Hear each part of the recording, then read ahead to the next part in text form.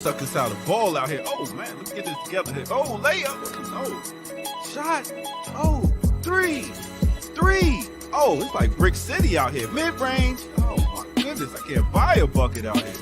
I missed the whole damn basket. Oh my goodness, what's going on, man? My game is looking trash. Oh, here we go. Black Power Media shirt. Now we cooking. Trees. I'm taking on three of y'all with these right here. Between the legs. Oh my goodness, behind the back, layup. Oh, did he just do a reverse? He is in beast mode out here. I ain't gotta look, it's falling. Oh my goodness, this guy is going 3, 2, 1. Kobe! Nice. Black Power Media, baby. Nice. Empower yourself. Go get you some of that Black Power Media again. Right here, blackpowermedia.org. Yeah.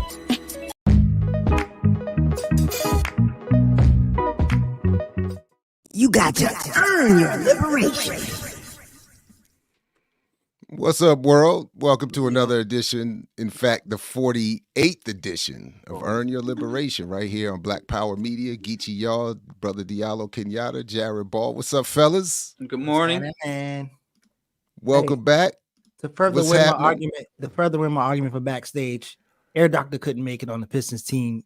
He couldn't even clean their shoes. You were really out the gate crazy today.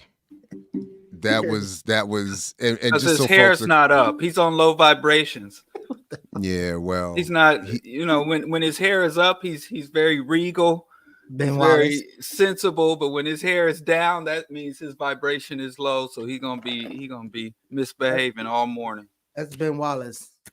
Anyway, I'm gonna get y'all prepared. Diallo, you got to participate this time. I'm gonna get y'all prepared. I don't know nothing about that. Nothing. At the bit of hand, brother. Listen, I don't. That's colored folks' business. I don't do colored folks stuff. Look at this guy. It sounds like Charleston White already. Goodness gracious. What the hell?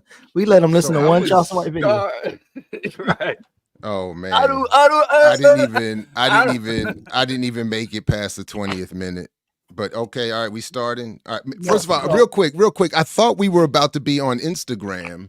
We are. We said it. It said we went live. I know, but I think it wants me to keep. I'm supposed to keep a separate browser open to stream to Instagram as well, and that's just not feasible. Like, I don't know how they expect that to get set up, so I don't see it there. But I think the stream got cut off there, so sorry to everybody who was over there. But anyway, welcome everybody. All right, my bad. Okay, 2 screens. You said what? I mean, nah. And then you got to have the sound. Or how do you, then you would have then you? Oh, it does say I'm there. Maybe I am there. I did see it say you. Oh yeah, we there. Oh no, we there. We there. We in Okay, now. what's up, Instagram? All right, what's up, IG? Good. Okay, I was about to say. All right, let's bid this hand. What's up? We got a lot. To get into today, and I just tried to add something. Diallo, I threw it in the private chat. A couple people sent this to me after our discussion about Draymond Green on the remix the other day. There's something serious okay. right here. Draymond. But He got suspended for a headlock, right? Yeah, but real quick. Headlock. We do have a well, he choked the dude from he came up behind Rudy Gobert and choked him. Oh, after he punched the dude? No, that was before that. The most recent one is the claim is the it was a punch. They It's a called free it punch. Yeah. People kept trying to call it a smack, but he had his fist is closed. And if you look at it, he's eyes up dude's temple and catches him on the temple. It was well, if we're gonna do it now, I don't know. We got to change the Chiron or whatever. We ain't gonna. We all right, we'll come back. I just want to let folks know we got a run sheet, we got a plan, we started with bid this hand, and that rhymed, and all right. So let me see this. Let me see this hand here. You guys zoom me up this time, man. Put me on. Yeah, hold on. Yeah. Let me. All right. Oh, and I see the super chats coming in. Go ahead and those get started, saved automatically. We'll get to them later in the show. Thank you very much. All right, let's see. Remember, Joker, 2 of diamond, 2 of spades. The big Joker is Jerome. Oh wow. Okay, so that's 1, 2, 3, 4, 5. All right, 1, 2, 3, 4, 5. Oh, I would probably, if I'm playing with somebody who can play, I would tell them I'm gonna get 6, but I would at least get 5 off of that. At least Maybe 5 and a hook. At least 5. At least I would say 5. at least 6, because you know you're gonna after this ace, you're gonna be cutting diamonds. But again, the only reason I hesitate is because you don't know what everybody else got, and you don't know if, for instance, both you and your partner don't have a lot of diamonds, or what if your partner has the king?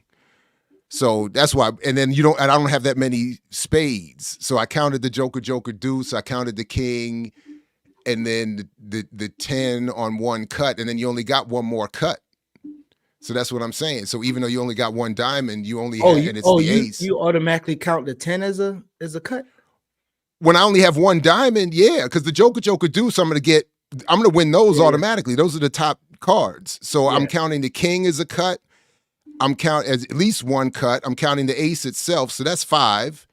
And then I only have 2 spades left. So it could be crazy. That's why I'm saying that I would probably get 6, but that's how I would bid it. I'd say 5.5. I'd say 5 and a hook, probably 6.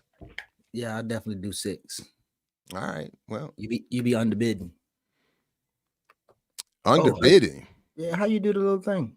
They done changed it. You messed up. You messed up the whole. I don't know what you're doing here. Oh, here we go. Thought they're gonna make you the super guy. Diallo, what you bidding? He said what?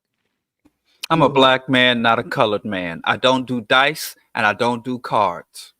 All right. Okay, Diallo. Who's on the black? Who's on the BPM YouTube account? Oh. Chatting, and who's Kamal? Is it Kamal? Must be Kamal. He said Geechee, whoever it is, said Geechee is an overbidder. Kamal sound like he can't even play spades, to be honest with you. You won't be 100. You leading with the ace, Jared? Or you gonna see what no, actually it don't matter. Am I opening up? It depends. It depends. Hopefully I would not be going first. Wait, do you play that you have to cut a book before you play spades? Before you leave with spades? Usually that's how I was taught, that you can't lead with spades until spades have been played. Oh yeah. But yeah, and then it depends it depends on who goes first. I might see, I don't have enough spades, but to do it the way I would obviously want to do it. But depending on what my partner bid, if my partner said they had a good hand, I'd be like, we might about to run a Boston on this joint. And did you play, if you get a Boston, it's over, right? Yeah. Actually, I messed up, bro, because I left the queen of spades out. So oh wow. It was dry, it was on the joint. So it was 1, 2, 3. We got degraded. Yeah, my bad. We got degraded. We lost our black radicalness by bidding our hand. Damn, that's messed up. Black radical. If you don't play spades, you're not a real revolutionary. I'm just playing. Yeah, I don't think so. So spades is revolutionary. Actually, we can let's pause. I do want to say though, Go is the most revolutionary game I've ever played. Go. It's the most popular game in the world. Is primarily in the Asian world. It's way more complicated than chess. I only learned about it in the last maybe 5-6 years, and it is, to me, that is the game we should all be really playing. This whole thing about I play chess, so I'm a deep thinker. No. Go makes chess look like checkers. Oh, yeah, checkers is chess is to Go what checkers is to chess. So 2 things I want to do, right? I want to go to Sambo, and I think this is actually a decent. Well, it's not an intentionally connection, but it's a connection in terms of critiquing the elders. So I had 2 of my brothers reach out to me from PLM, Anani and Baba Adisa. And tell everybody what PLM is. PLM is Pan African Liberation Movement in Baltimore. So we had a conversation maybe 2 shows ago, and I think I was pretty much trying to engage y'all about how to deal with leaders in community if you have disagreements. And both of them came to me respectfully, and wanted to make sure that I was not claiming that Baba Imhotep is non-approachable by them or anybody. So even though I don't feel I said that, I was kind of saying I don't know. I do want to clear it up and make sure that it's not communicated that I would say that Baba Imhotep is inapproachable. I've had conversation with him that wasn't all in agreement, and I'm pretty sure other people had too, but I just wanted to make sure that was clear before I get into this other topic. But any of y'all want to say anything? I know you know Baba a little bit, Jared, but anybody else want to say anything on that? I can't claim that I know him a little bit. We've crossed paths, and it's been almost many years at this point. He had once been on my WPFW show back in the day, and it was respectful. To be honest, I got the impression that he wasn't my biggest fan, but it was respectful, it was principled, and yeah. But to say that I know him, even, I mean, I just wouldn't want to. I just don't want to do too much there. But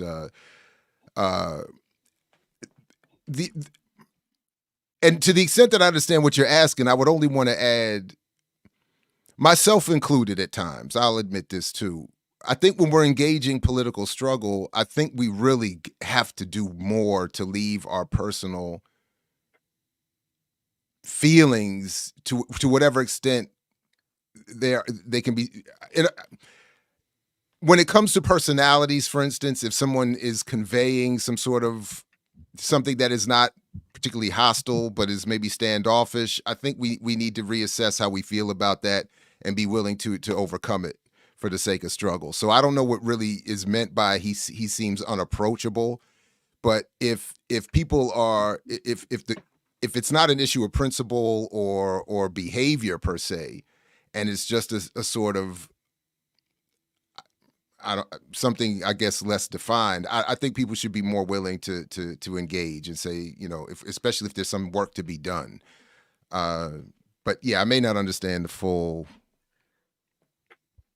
No, I mean, I think it was just more so of the way in which I was phrasing the question, at least for those two, left room that people can insinuate that I would be saying, or someone can conclude that he's not approachable as a known leader in the community. But that's definitely not what I was saying. But it's more so of like, how do we have struggles with people, even if in or out of organization? I know a lot of times people say things shouldn't be public, but I think also sometimes there should be contentious dialogue publicly, but also, so one of the things I think, I don't know if he was joking about this, is Diallo's homegirl in Detroit, but and I put the link in the chat. So Diallo, you can kind of explain what the Sambo Awards is, but then I couldn't really find an organization. We call them out organization, but I feel like their objectives is kind of weird. But which link did you want? The last link I just sent. Agnes Hitchcock link. But Diallo, could you explain what the Sambo Awards is? I know you had some idea or thoughts about calling people out and stuff like that, but yeah, one, as much as I was a detractor and I as much as I was a critic and a detractor and a non-attender of the Million Man farce, the first Million Man farce and all preceding farces. One good thing that came out of the Million Man farce, that was a coalition that came together to compile and publish the Certified Directory of American Uncle Toms. And so I purchased the book. I think it's a great book. And then there was a magazine, a periodical that came out that called Whack and Proud, that also, I can't find my copy of their Whack and Proud issue. and it breaks my heart that I didn't keep up with that, which was Whack and Proud, Certified Directee of Uncle Tom's, and now today the Sambo Awards, of calling out race traitors. And I know that Sambo has been brought up, and people are trying to rehabilitate the insult of Uncle Tom. But long story short, the Call 'Em Out Coalition in Detroit comes up with the Sambo Awards that they give out. But this has been going on for quite some time. I mean, even Malcolm X was threatened with lawsuits and given cease and desist letters for calling Abernathy and all the other, what he called the big six of the civil rights movement, calling them handkerchief head Uncle Tom. So, and Garvey even called out Dubois. So there, I think that this fallacy that we have to remain civil amongst ourselves, we can't fight publicly amongst ourselves, and we have to have this, what I call empty unity that's not rooted in anything besides politeness and the appearance of getting along. So I think that in Detroit, I'm glad that they have a Call 'Em Out coalition. I think that this should be replicated throughout all Black communities. I think African people are plagued by traitors, race traitors, sellouts, Uncle Tom, handkerchief head, Sambo, step and fetch it. And I don't think that we could ever have any real sustained solidarity or ever really have any type of sustained collective dignity if people from within our race are allowed to betray us with impunity and no means of calling them out and holding them to task. So tell me this: when you think about calling out and holding to task, you in Detroit, this elder is almost 75 or older as a organizer. Agnes Hitchcock, right? But her objective is, because even when you saw I think 4 years ago when I saw her calling out the police chief, who happened to look like Malcolm X a little bit, it was kind of weird. But her objective is, we need more Black elected public officials, including more Black cops, and that's what she was calling them out for. So what's your thoughts about engaging her to, I don't know, call her out or address her or critique her, as if like, if this is what you're calling him out for, I'm not sure that I would be in a line. Yeah, I do think that the criteria for calling someone an Uncle Tom or a Sambo should be articulated. I think that any individual or any group, if I call somebody a coon or call somebody out, I think it would be valid to say, yo, what's your criteria? What offenses have they committed? So I do think that it could be a wide range of perspectives on that. I don't think that more Black cops are the solution, and of course, so if she does have a weak or even unjust criteria or critique and how to call someone out, I didn't see the specific criteria for calling someone out. But even if that's the case, if you're a public official and the community or representatives of the community from the grassroots call you out, even if it's inaccurate, I think that it was enough for the Detroit chief of police to speak to it. So even if even if her critique is not sound or not grounded or invalid, then I think the discussion should come up. But again, we know when you say the word Detroit, all of us, begin to think of certain conditions as it relates to African people. So obviously, any Black person in a public or official capacity in Detroit has a lot to answer for and a lot to speak to, regardless. So yeah, of course, I wouldn't call someone a Sambo for simply failing to put more Black police officers on the street simply because there's no evidence that speaks to any of the concerns for our larger community in Detroit or across the United States. We've been there, done that, and it has failed. Mm-hmm. So I do think we need some clarity politically around what the criteria are, because I think that's a good question you raised. Like, I mean, some people claim a radical position and get to name calling while representing what for me are really backwards reactionary politics. So that would be an issue. Yeah, I've been called an Uncle Tom. I've been called a agent. So yeah, I know some people would just throw that out against anybody they like. They don't like. And when that's why. And when Reverend Lennox Yearwood and his crew tried that with me a few years ago, I called them out directly, went directly to in-person communication, and to the point that I think that's Kamau in the chat was raising in this comment, that was my point. I was like, let's be clear about who's saying what to who, because people get hurt over that stuff, this whole agent thing and stuff like that. That said, while I've had some fun with it, obviously with over the years and broadcasted the hate awards, some of our jokes around here.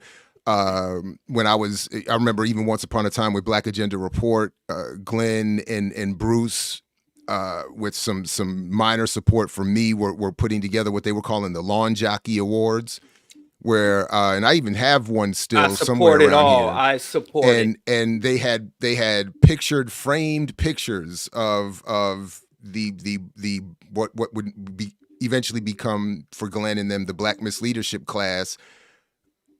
Well done, but like pictured and redesigned as lawn jockeys, and we were going to give out those awards. I mean, it was slick, but so I'm down with all of that, but in general, I will say I do prefer that publicly the issues be left to differences of politics and maybe at times behavior, and that they be called out with principle, without name calling, without the even the flavored language that I prefer, and left on. I'm just telling you what my preference is. I'm in terms of what I feel like is like professional public engagement. Never mind what my maybe preferences are for elsewhere, but the one point I want to make sure I make here is that what I think is very disingenuous in all of this is that people will often say, I don't want to engage in such and such because they name called, or they were this or that, and that's really a way of avoiding what is in the contents of the criticism. And that's the part that becomes frustrating to me, and then it becomes evident. And I say what I said about my preferred approach because I want to disarm the recipient of the criticism from being able to make that claim, and with the hopes that this will then force them to deal with the contents of the criticism. But in fact, it doesn't. So that's the other thing. So even when you don't name call and you principally just call out, make a specific criticism, people will still avoid it and even go elsewhere on your own platform to condemn you outside of a specific reference to what you've said to them very directly. So that's the part for me that becomes disingenuous in all this. And I feel like that ultimately many, at least, just don't want principled disagreement. They don't want their ideas checked. They don't want the challenge. They're not here for that. They're here for sycophancy and yes people. And so at the end of the day, it doesn't really matter whether you name call or not, whether you joke or you be serious. For the most part, the unprincipled will walk away from all of it. So I do agree in terms of like, and especially I think folks are more attracted to sycophants as they become more popular. So even with this, the sister, the elder, she got interviewed, and the interviewer was trying to ask her like, well, do you not like this person? Or she was trying to say something personal, and she was like, no, it's nothing personal.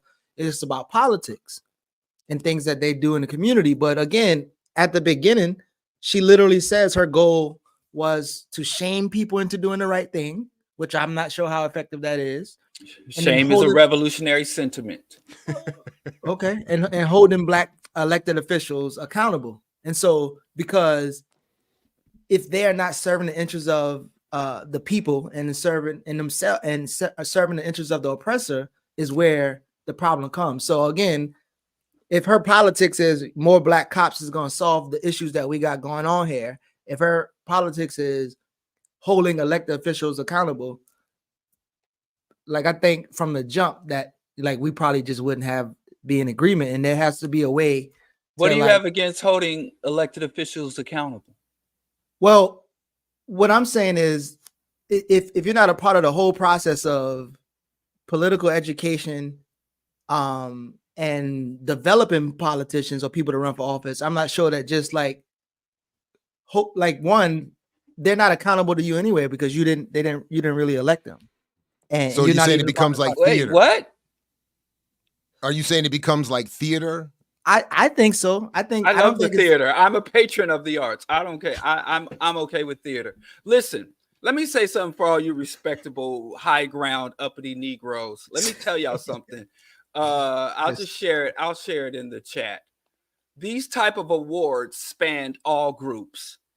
All y'all like, we can't talk bad about each other, and all y'all that get so clutching your pearls that not only can you insult someone, but you can create an award across cultures. These type of awards and these type of titles exist.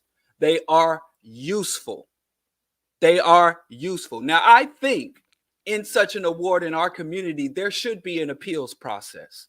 I think if someone is nominated or receives such an award, there should be an opportunity to speak even prior to going public. I do believe in giving people grace. I do believe that these titles can be inappropriately given. But by and large, I think we as a community do too little. We give too much grace. We give too much of the benefit of the doubt. We're too afraid of public critique, public criticism, and public condemnation of Black people who are in positions of authority and in positions of high status or public positions or representatives or entertainers. I think we're too forgiving and we're too slow to critique. We're too light in our critique and we're too quick to forgive. So I think that this is putting us along the right track. If you believe that this causes disunity or causes us to lose standing amongst our oppressors or respectability parts of all that shit, I think that we're way on the wrong track. This puts us on the wrong track for the longest time.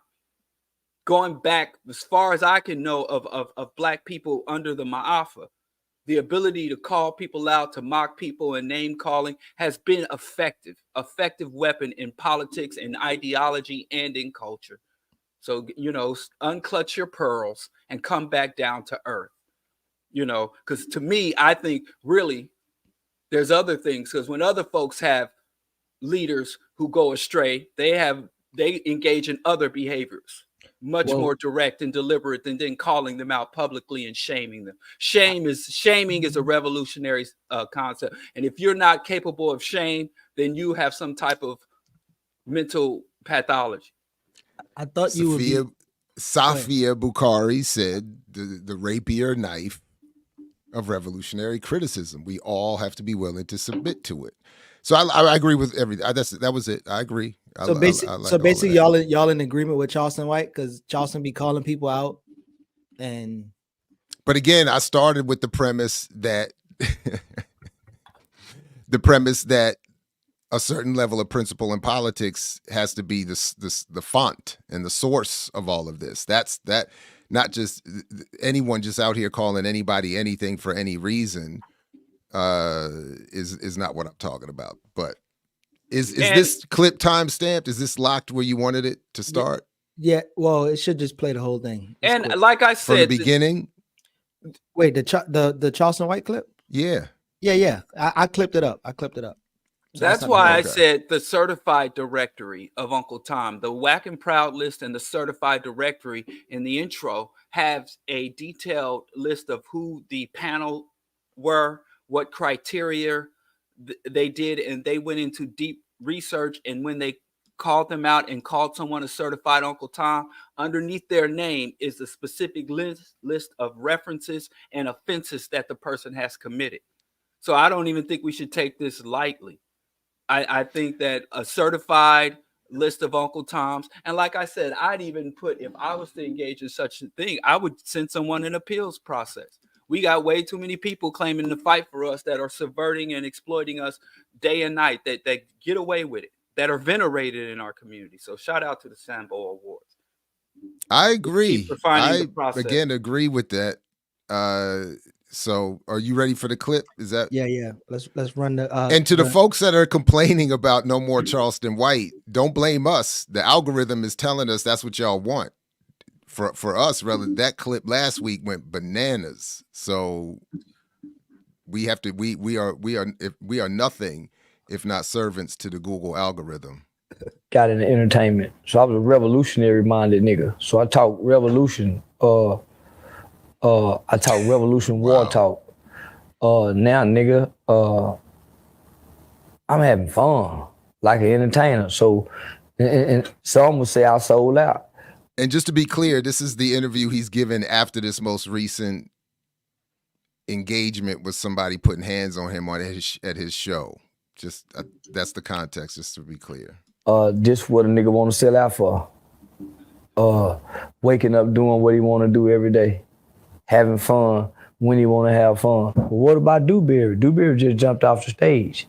Oh, he'll be all right. I had to think quickly, so I had to make a split decision. Because in my mind, this nigga standing up talking shit like he want to do something to me. Boy, this could be a perfect opportunity to conquer the internet and go viral. Because I no longer have that revolutionary tactical mind, I never thought to grab the knife. They let me know I'm slipping. I never thought to grab my knife. I could easily tow some shit up on that stage. But because I've been having fun, going to strip clubs, eating out, traveling, living a celebrity life, I never thought. So I'm not a dangerous guy anymore. Yeah, I used to be a little dangerous little motherfucker. Nigga ain't done nothing to me. I done something to that nigga. He didn't do nothing to me. They didn't run on stage and get me. He wasn't trying to get on stage. I forced his hand to have to come up here. After I hit him with the flower plant, what was he supposed to do? Not get on stage? What did you learn to move forward in this scenario? That black people will wipe each other out. Saying so. Before we die out. So we're not gonna die off. We're gonna kill each other off. I need to do what Deion Sanders did. So that's why you see me back in dealing with Aiden Ross and Kick. I learned that it's best to sell out, that you can't save black people. I learned that I owe Deion Sanders an apology. Best thing he ever did was leave Jackson State and go to Colorado and run to the arms of them white people so his kids can be safe, his property can be protected, and he can get the money that he so deserves for being a black coach coaching for white people. I think it's almost wise and smart if you're a black person to sell out. Yeah, that's what I learned, homie. When I come back home and look at everything, I say, you know what? Had I took that deal with them white folks, none of this shit would have happened.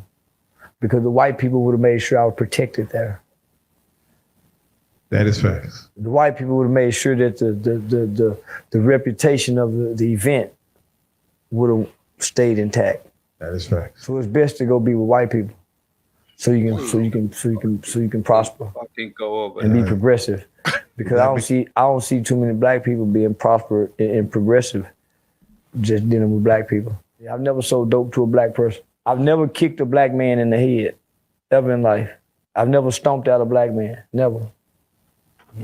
I've never shot a gun at a black man. I've never fired a bullet at a black man, never. Never, homie. I'm not known for mistreating black girls. I don't have a bunch of black babies spread out throughout the black community and black village. I protected my seeds. That's not what he said about I'm married to a black woman.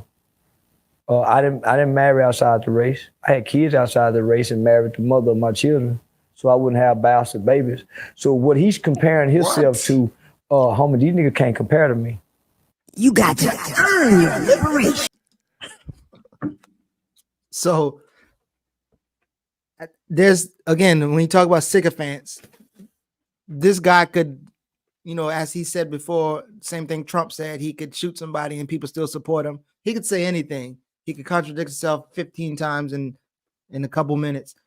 But even in that clip, like as you saw, he admitted he provoked the dude to come on stage. He started heckling. He started talking shit to the dude. The dudes, you know, started saying, talking to the women that he was with, all kinds of. He said a lot of stuff. I saw the dude started first 20 flashing his minutes of that jersey. interview. The Yeah. dude is flashing his jersey like, yeah, I'm Kobe or whatever. And then when Charleston escalated and said something to him, and then pick up the flower plant and hit him with it, now he ready to tussle, right? And so he even talks about that. But there was a point in that interview that I didn't clip, as he talked about he never hurt black folks. He literally said he want to get a free kill on the black dude. Like he want to be able to be in a situation where he can provoke you like cops do and provoke you to anger. You get angry and then he able to kill you and be justified. Yeah, he said that before. I've seen him say that before. He's all of the energy he's giving there is in terms of what he has and has not advocated or done to black people is a 180 from what I've seen myself from him in video. Now, again, for me, one of the first places I go is that this is an intended message, one welcomed by the existing political and media atmosphere and environment, one encouraged to negate the work that those of us gathered here in a variety of varieties are attempting, and is, I think, serving as a psyop. Diallo, I'm just briefly muting you because the mic catches everything. There is I do, especially again after reading Tip of the Spear, this is I think part of, again, even if it's not directed as in some sort of set upon in motion agent activity, COINTELPRO, it is, as I've written with some comrades in the past or participated with their research, I should put it better that way. It is the auto-colonialism. It is the automatic performance of the colonization, and one again encouraged to negate the work that most of us are gathered here to try to do or represent. So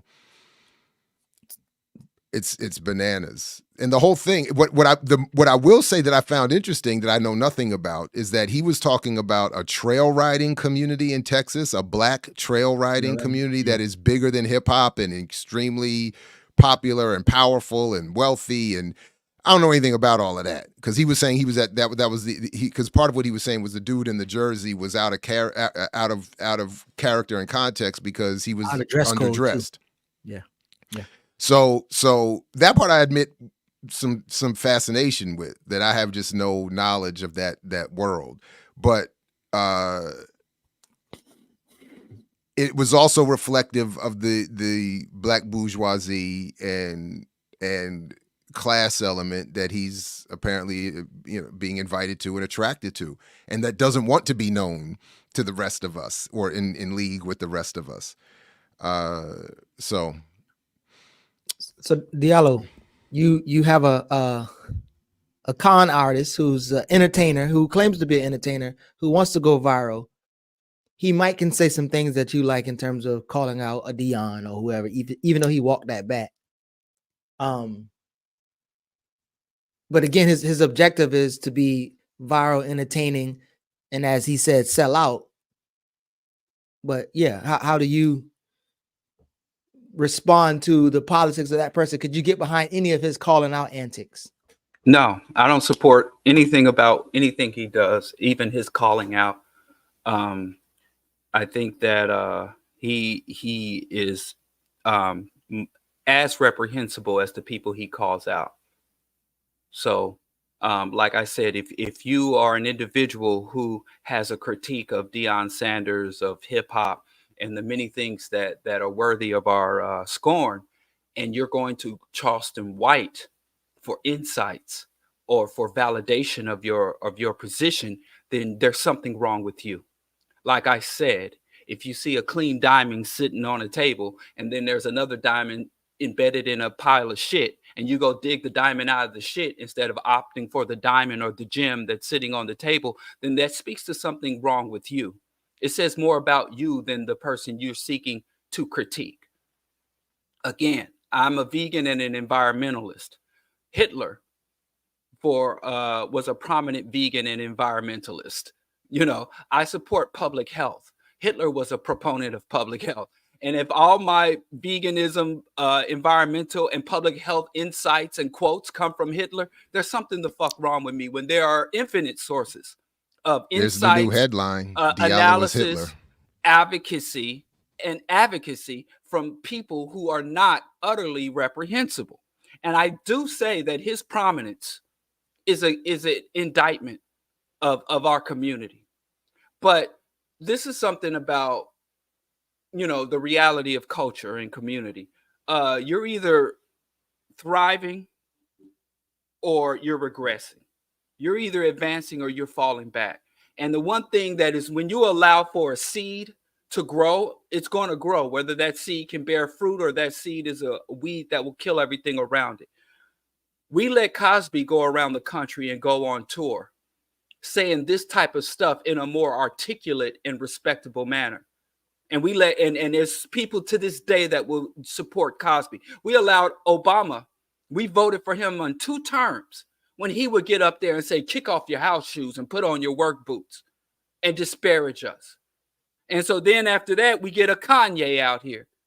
And the Kanye will say some things, and so then we'll get a Charleston White. So these people are all along the same lines. So if we don't stop this type of shit, and when he says Black people will self-destruct or kill, he's not speaking about what Black people outside him. So he's talking about what's in his own heart and what he intends to do and what he's actively doing, self-snitching.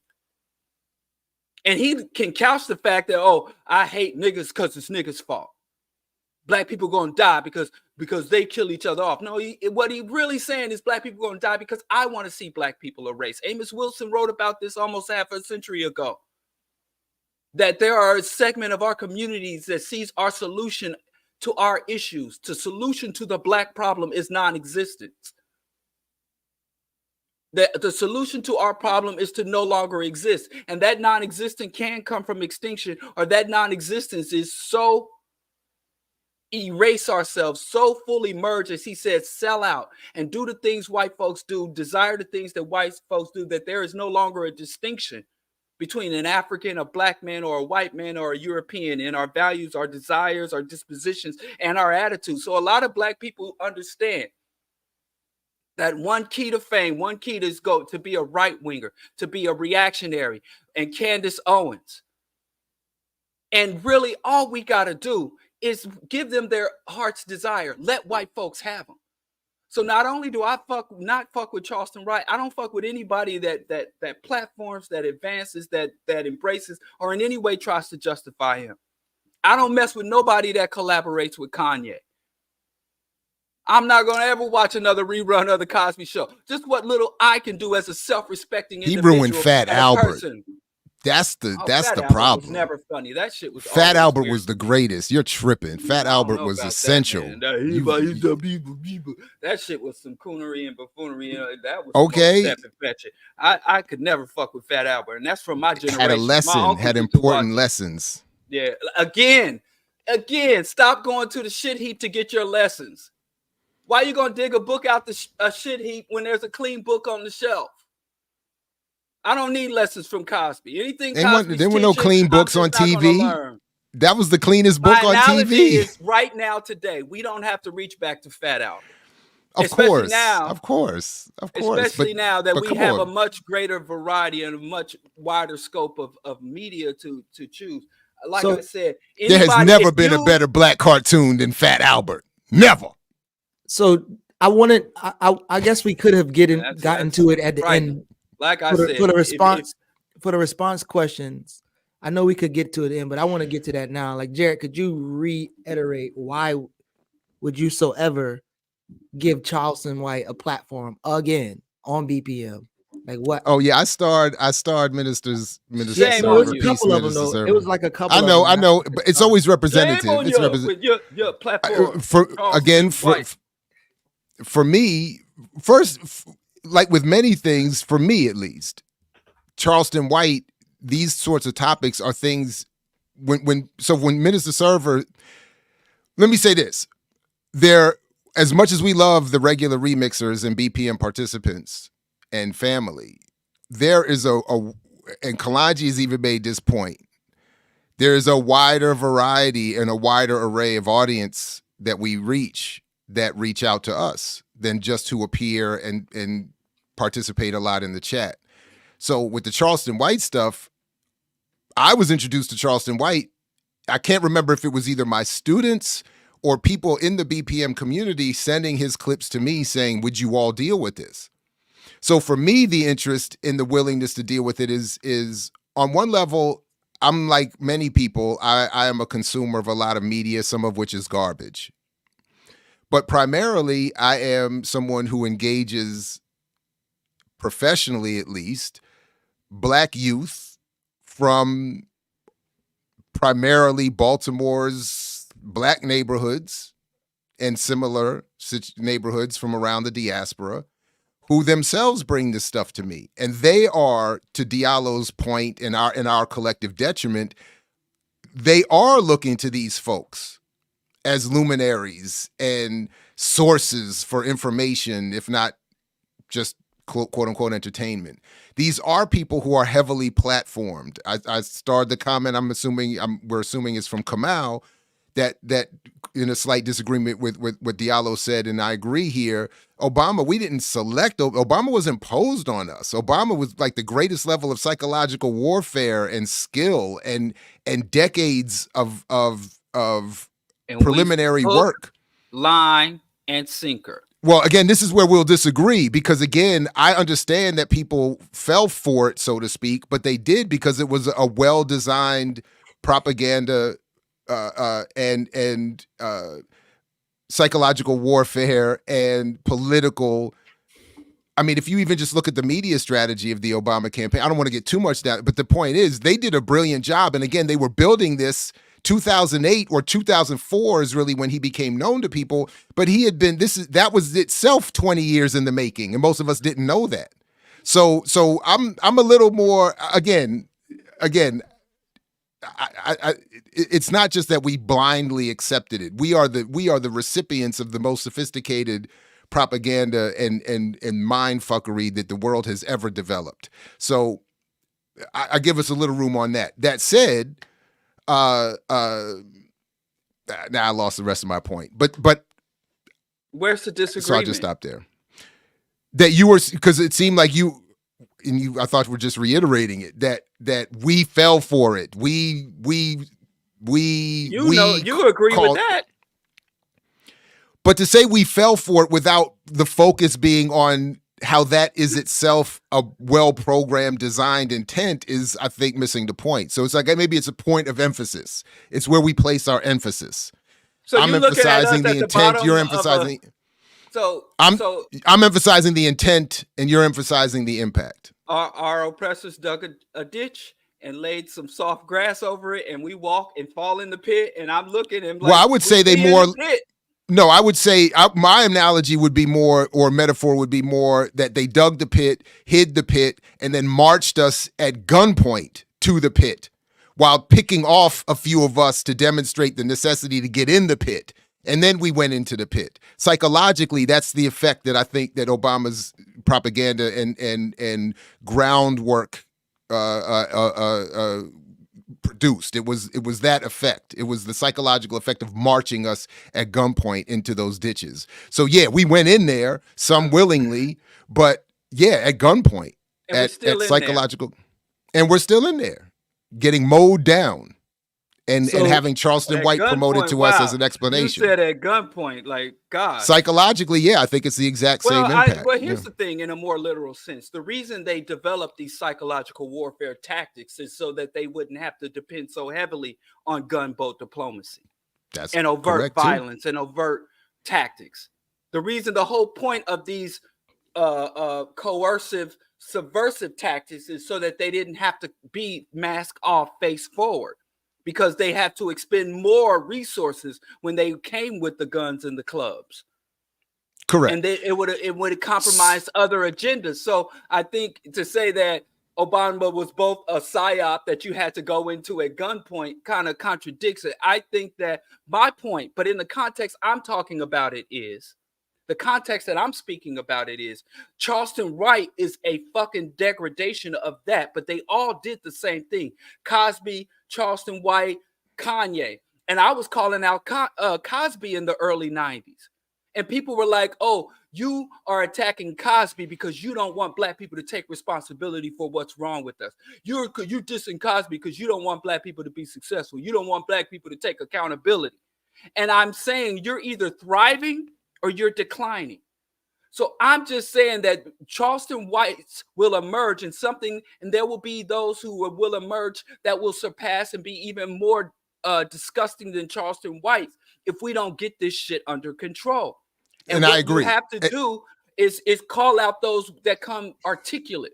And that's why, and that's to the point I lost to Minister Server's question or to the criticism. That's why I think it's important that we have spaces like this where we can call this out for what it is and criticize it, so that there is at least the potential for my students, for our potential future comrades, for those we want to build into organization, to see that these kinds of criticisms do exist. Again, that's one of the things that I thought made, for instance, Malcolm X so important and effective, right? That he showed the world that, yes, it's okay to be critical of stuff you're probably quietly already critical of or questioning on some level, or at least need to be aware that there is some disagreement with. So that there we go. All right, so cool. I think, but even so, as we adjust the way we organize the show, I think it's probably clear that us three, and then people in the chat, we all don't have the same objective, right?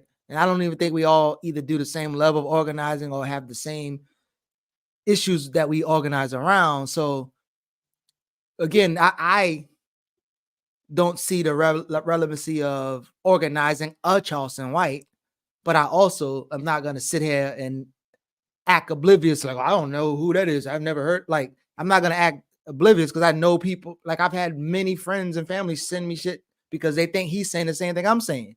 And so if you can get on the thing and talk about how revolutionary minded you are and all this other shit, that's all it takes for, uncritical people to consume that. Same thing as Trump saying that he's trying to stop fascism while also promote free speech, while also defunding people who talk about critical race theory. Like, he can say all this or Palestine, yeah.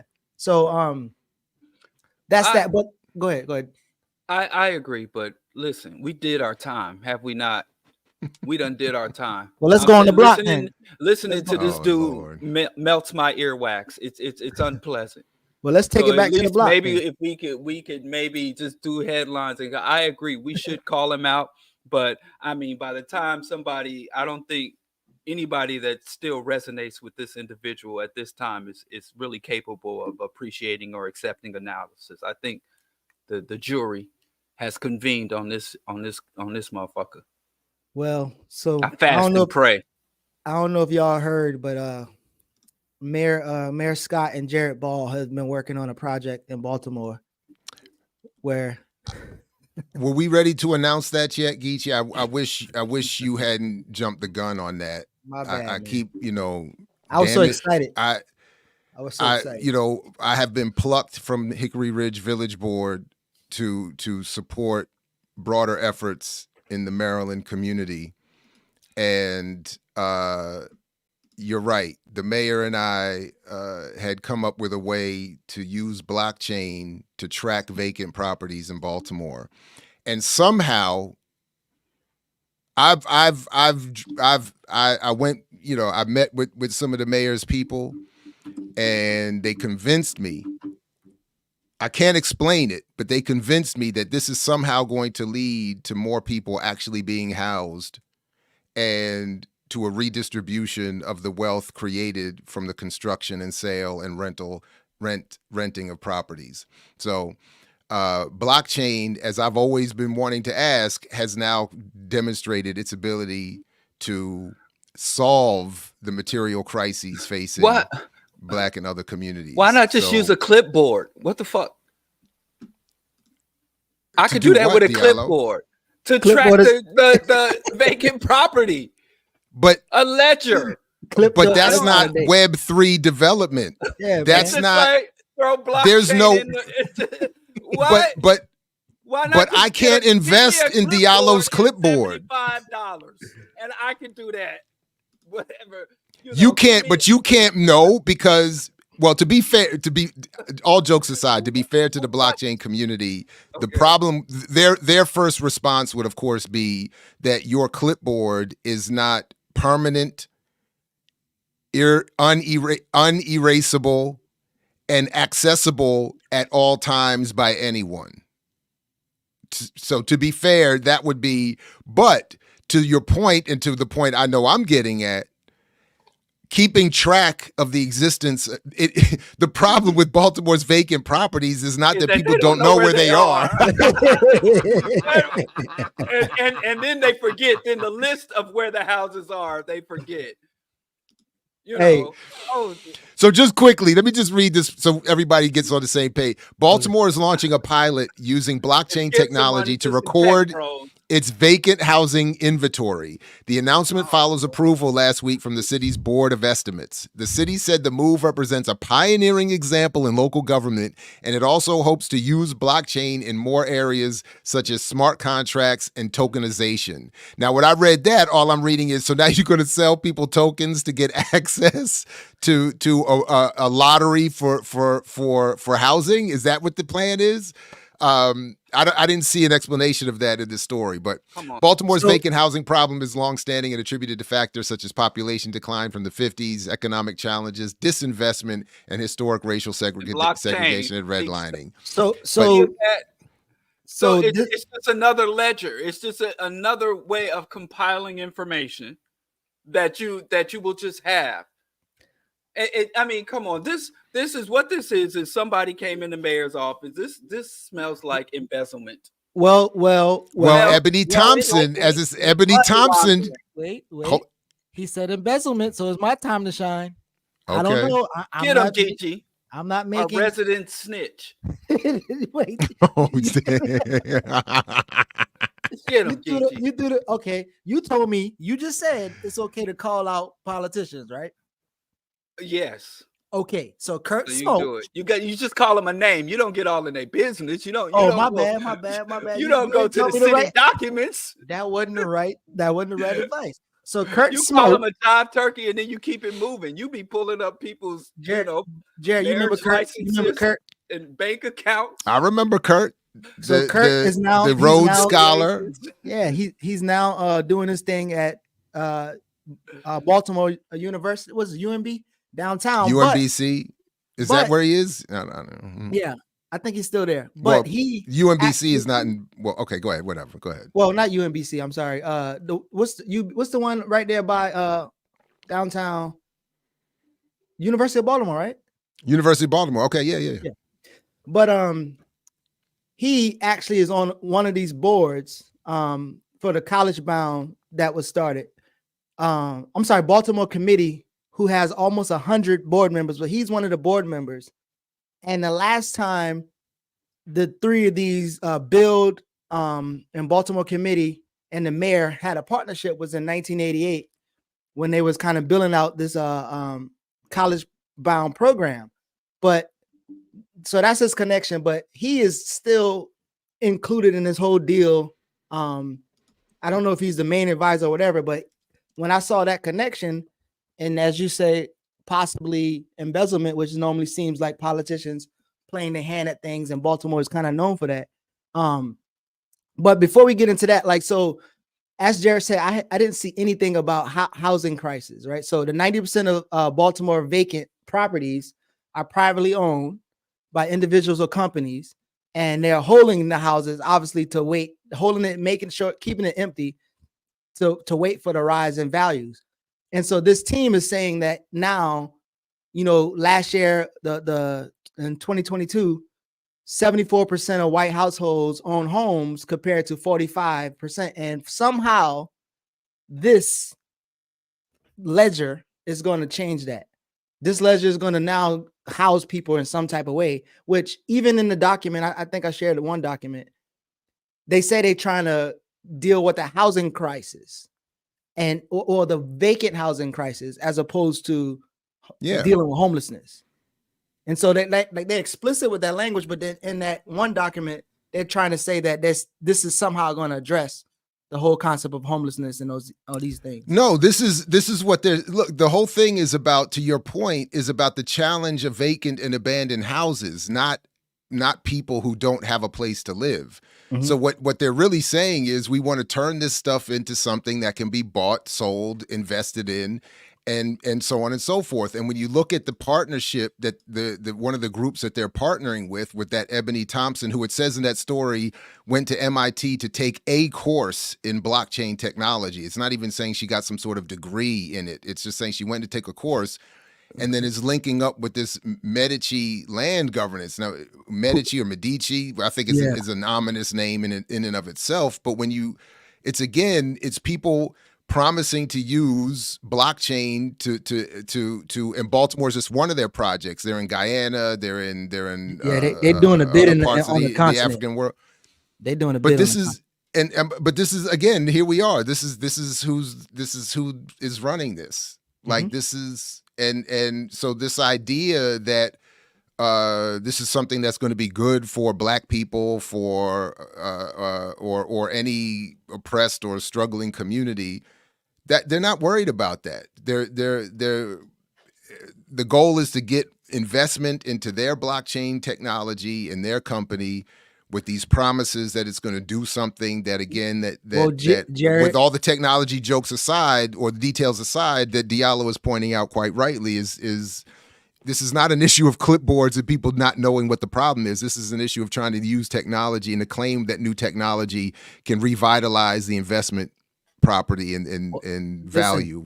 They claim that it's going to be a community-led development without displacement. They're going to be building equity. They're going to address the wealth gap through home ownership. And you guys are still complaining and critiquing that? I mean, don't y'all want people to be housed? If the question is, do I want people without currently a place to live to have a place to live? Yes, but that's not what this is. This is not that. This is, how do we turn these properties into something people want to invest in and that ultimately people with money want to move into? This isn't worth trying to solve, because, again, to your point, to be fair, I didn't read every word carefully, but it's clear the messaging is not directed at the housing crisis. You already pointed this out. Right. There's nothing in there about, there's all these people without places to live, and if we do this, that, and the third, we'll get people into a place to live. That's not what they're doing. Right. And I think the question has always been, how can these vacant properties be turned into something that people with money want to live in and invest in? White people with money primarily. Have y'all seen decent research? I saw only one thing, maybe back in 2019. So one of the things that Scott is trying to say, as all say, that abandoned houses increases crime, violent crimes. And so the goal is normally to demolish the house so that once the edifice is gone, crime is going to kind of leave too. And so it's this idea of demolish versus development. So I don't think they're going to demolish any of the buildings, but they want to develop and sell. But have y'all the study that I saw doesn't say that demolishing reduces crime. I guess a particular violent crime. So have y'all seen any studies that prove that the lack of blighted or abandoned housings increases crime? Have you seen anything that reject that? Man, they called my old neighborhood out here in Columbia a blighted community. That's shame on them. You said that's not what? Bratton, the broken windows theory. Yep, Yep. And it was proven no. The only thing the broken windows policy seems to have done was increase police repression of poor and vulnerable people. when they start saying, well, we're not going to allow for any abandoned houses, we're going to make people pick up trash, we're going to start aggressively enforcing city codes and things. The only thing that did was increase the police harassment, and it further entrenched people. People would start getting all these tickets for grass lawns not being mowed, and all these citations for loitering and things of that sort. So that broken windows policy, in terms of, yeah, we're not going to have any ugliness around us. All it did was unleash the police and civic enforcement in further oppression and repression of the citizens everywhere that's been employed. What they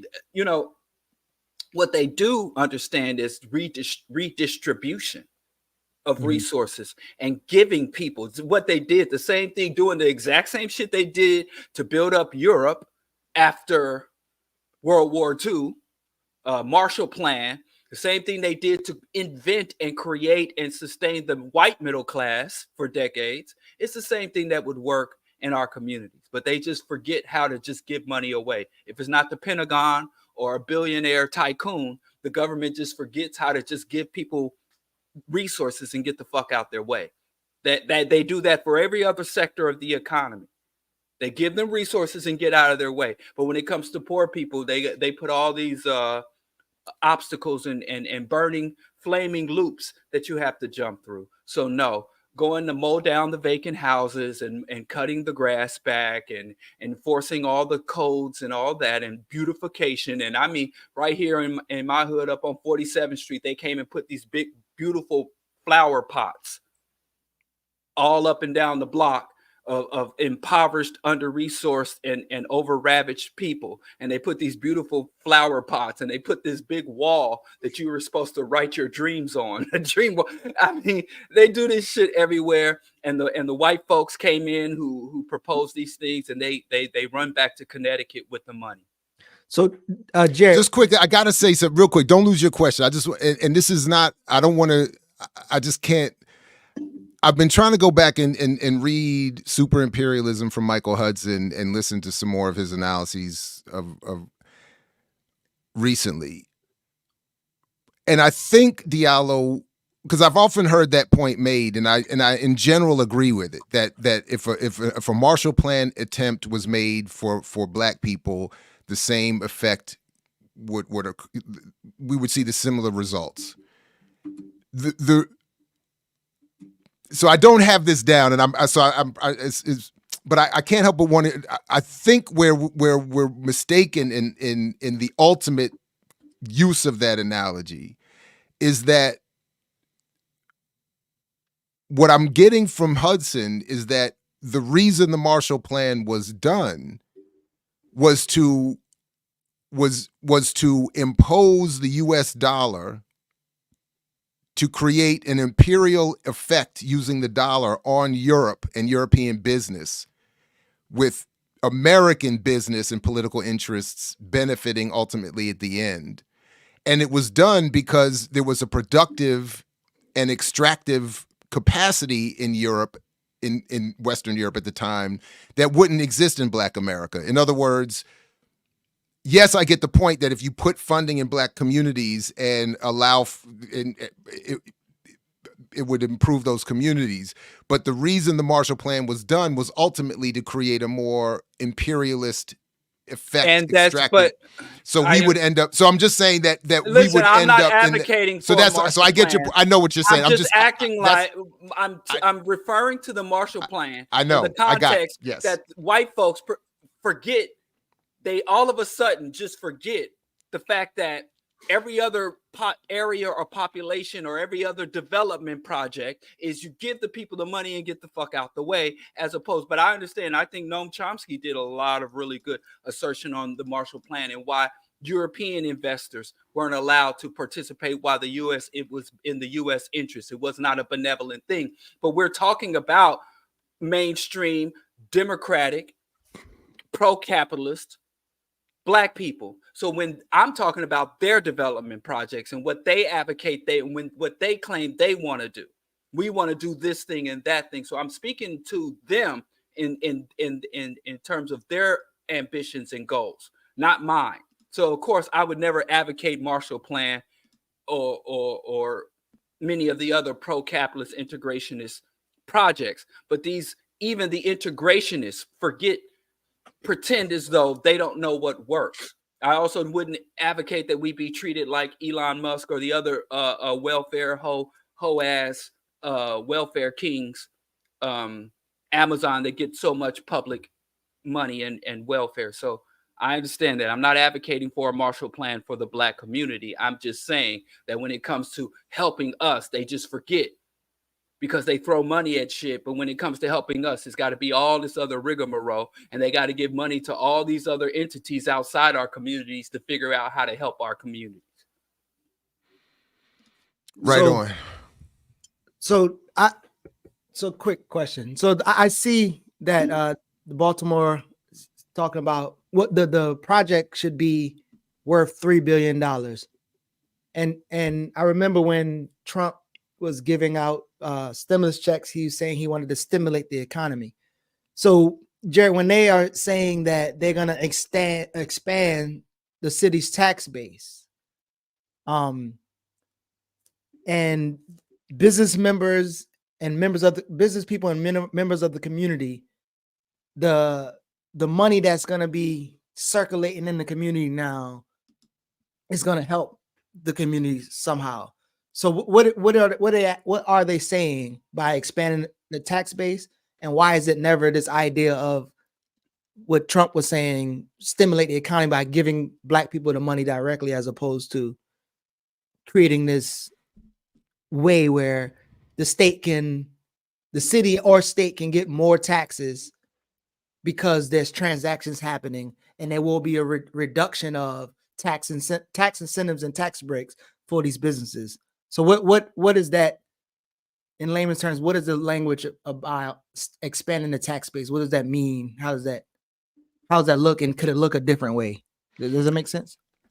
I don't think I followed that entire question, but expanding the tax base, as I understand it, just means you're finding more ways to increase tax revenue for whatever municipality or state or whoever. So it's finding more creative means to give money to rich people. Okay, that's probably right a better here, way of putting it. They opened a Whole Foods in Inglewood. They opened a Whole Foods in Inglewood, and they gave them multi-million-dollar plot of land for $1 because it would bring jobs and expand the tax base.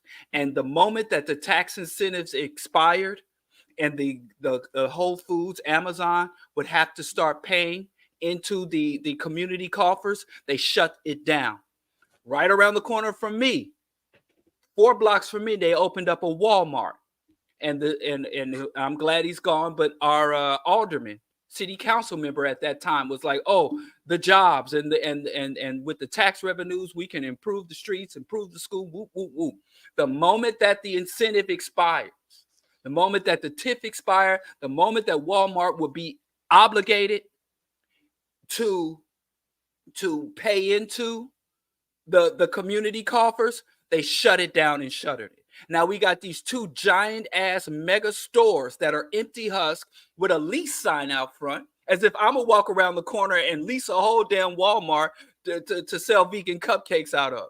And so even when they build these tax stores, they don't build them to capacity where you got these small storefronts, these smaller scale storefronts that, hey, you could be running your little wig shop, and then you run out of business, and the next person can come and sell tea, and then you run out, and the next dude can come and sell his t-shirts. They built these mega stores that are beyond the capacity of most small business owners, most small entrepreneurs, and they sit there empty and become blighted. And then after giving these multinational corporations 6 to 8 figures to come give us jobs, when it would have been better off the few people they employ for those 6 to 8 years, just give them the money themselves and give small business grants. So this hustle just keeps getting repeated. James Howard Kunstler ran this scam down. And now we got these ugly eyesores, these big empty buildings, and they put these leasing signs out with these 20,000, 50,000 square foot retail spaces. So it is not even, it's literally trickle up economics. Mhm. When they talk about expanding the tax base, again, I tell y'all, it's about making the community ripe for corporate exploitation. Yeah. Glenn So- Ford also talked about this in a lot of detail. Rest in peace. So even in the city's the announcement, how it says they're gonna give $3 billion to the neighborhoods to address vacant houses, and then I would love to see maybe whoever economist they dealt with or whatever, because that down towards the bottom it says the city Build is a religious group. Who that? Church and state. Yeah, they Build. are. It's a goddamn church and state. Theocratic oppression. Yeah. Whenever So in somebody December, come and let tell me- you about, I just want to read the headline at least so people are clear what we're talking about. On December 11th of this So they year, it was got 2 announced minutes. that Mayor Scott Build and GBC announced landmark agreement on historic plan to invest $3 billion in Baltimore's neighborhoods to tackle vacant properties. So this is over the next 15 years, they will invest aggressively combat Baltimore City's vacant and abandoned properties over the next 15 years. The agreement calls for strategic public investment to redevelop a minimum of 37,500 properties with a clear plan to address as many as 45,000 properties. The Scott administration pledged city investment of $300 million over 15 years. Mhm. And other funding to be sought from the state and Maryland and state of Maryland and private sector will be used to generate as much as $3 billion to finance the redevelopment work. That's what I want to see though. I want to see the numbers in terms of what this 3 million, like where it's gonna go and how is this gonna equate to $3 billion. And I know what is build in GBC? Like, I don't know, honestly don't know. I didn't. So Greater Baltimore this, so I Committee. don't know. That's Greater Baltimore Committee, who has the 100 board members who Kurt Smoke is on, and them with Build and the cities. This is the second partnership they did since 1988, which they did the College Bound thing. But Diallo, you talking on mute? The ancestors looking out for me because I said some things I didn't have to say. Yeah. But Build is a coalition of congregants. Yeah. Oh, that's the religious community. Money. Yeah, more money Build to is the preachers. They gonna fix it. We've been giving them 10%, and that's why they ain't been able to fix nothing. Now, give I don't know if the board, 40% of your income, and they'll fix everything. The board looked like there's a lot of. Well, I think the team is a bunch of pastors, and then the board is a bunch of influential people. But they wear kente cloth robes when it's time to. Their priestly robes are kente cloth, so you know they about the people's business. But I just want to see how the $3 billion gonna come, and then obviously we know who the $3 billion will be going to. But I just want to see how they. This is an exhausting hustle, and watch when the mayor leaves office, she gonna go sit on the board of these very corporations she been laundering the people's money. You talking well, about this Brandon? is a he. This is Brandon. This is a he. I'm talking about Mayor Scott. Oh. Mayor Scott. That's a he. And Brandon. Huh? Brandon Scott. Oh, sorry. He didn't say his pronouns is she. What are you talking about? What you doing? Sorry, I apologize. He. They What gonna kind of sit. stuff No, is no, that? this happened. My most recent alderman that did that Walmart deal. He went and sat on the board of Airbnb. He went to serve. Look at where they go when they out of office, and you'll see where your money, wherever your public representative goes. But Geechee's is against holding public officials accountable. Here we go. And Diallo supports Hitler. I mean, okay, yeah, fair. I mean, fair. clearly they have the same agenda. Get off the swine. That's all. Me and Hitler didn't want y'all killing these innocent. So the Greater Baltimore Committee is comprised of more than 400 organizations, small companies, technology. Okay, so this is okay. The history, founded in 1955. We were involved in developing the harbor. Board of Directors and Partners, Care First, Bank of America, Hopkins, MedStar, AT&T, Morgan State in the building. Yep. So it's this collection. Okay, to your point, this is the collective that is going to work with the religious community and leadership to The bunch Baltimore of nuts. Orioles, Wells Fargo, baby. Charleston University. Don't talk too bad about Towson. Towson, get Don't it talk about my Maryland universities. Wow. Okay. Can I just state one more time? Investment, literally, in this context, in this society, in this system and economy and political environment, climate, investment means you put in as little as possible to extract as much as possible. When someone is investing in you, that literally means they are exploiting you. When they go in, now when they invest in a coal mine or they invest in a coltan mine, we seem to understand what that means. But when people say they're going to invest in our community, so many of us celebrate that. So if they are investing $3 billion in our community, investing, what do they intend to extract? So if they putting up $3 billion, you mean they expect to come out with at least $3,000,000,001. I think we need to abandon these concepts, especially these commercial capitalist concepts of investing in communities, or even the concept of development. Are you just mad because Diddy didn't give you money and he didn't invest in your ideas like he did EYL? I mean, what is that? What you? No, he didn't. He did not give them money to invest. He invested in them. Yes, he invested in them. So that's he not gave them money to invest. He's both. Yes, and he's expecting to get back more than $1 million, right? So you don't want to invest in. You don't want Diddy to invest. Yeah, Diddy could give me $1 million and come back in a year and a half. He gonna see another shuttered up building in Chicago. I would have gone with his money. No, I wouldn't. Yes, I would. So yeah, go ahead and invest in me. Jared, who's Diddy Daddy? So I'm new to this, but and I should credit my homeboy who sent me the YouTube channel of Tisa Tells, a black woman I'm gonna call gossip entertainment channel, who has been doing all of the deep dives on this story. But as is predictable, as is always the case, black capital is supported by white investment. We've been covering that here in a variety of ways, from the Robert Smiths to the John Hope Bryants to the whoever's. All of them are fronted and backed and supported and buttressed by white money. So Diddy, is there any other country?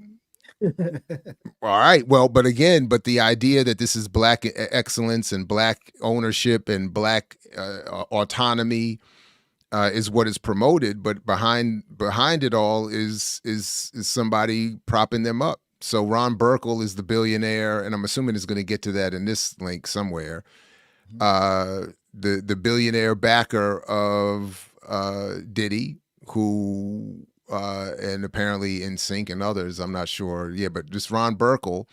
If P. Diddy has ever had a sugar daddy, it's Ron Burkle. At a net worth of around $3 billion, Burkle is a partner of the private equities and venture capital firm that merged some of America's biggest supermarket chains.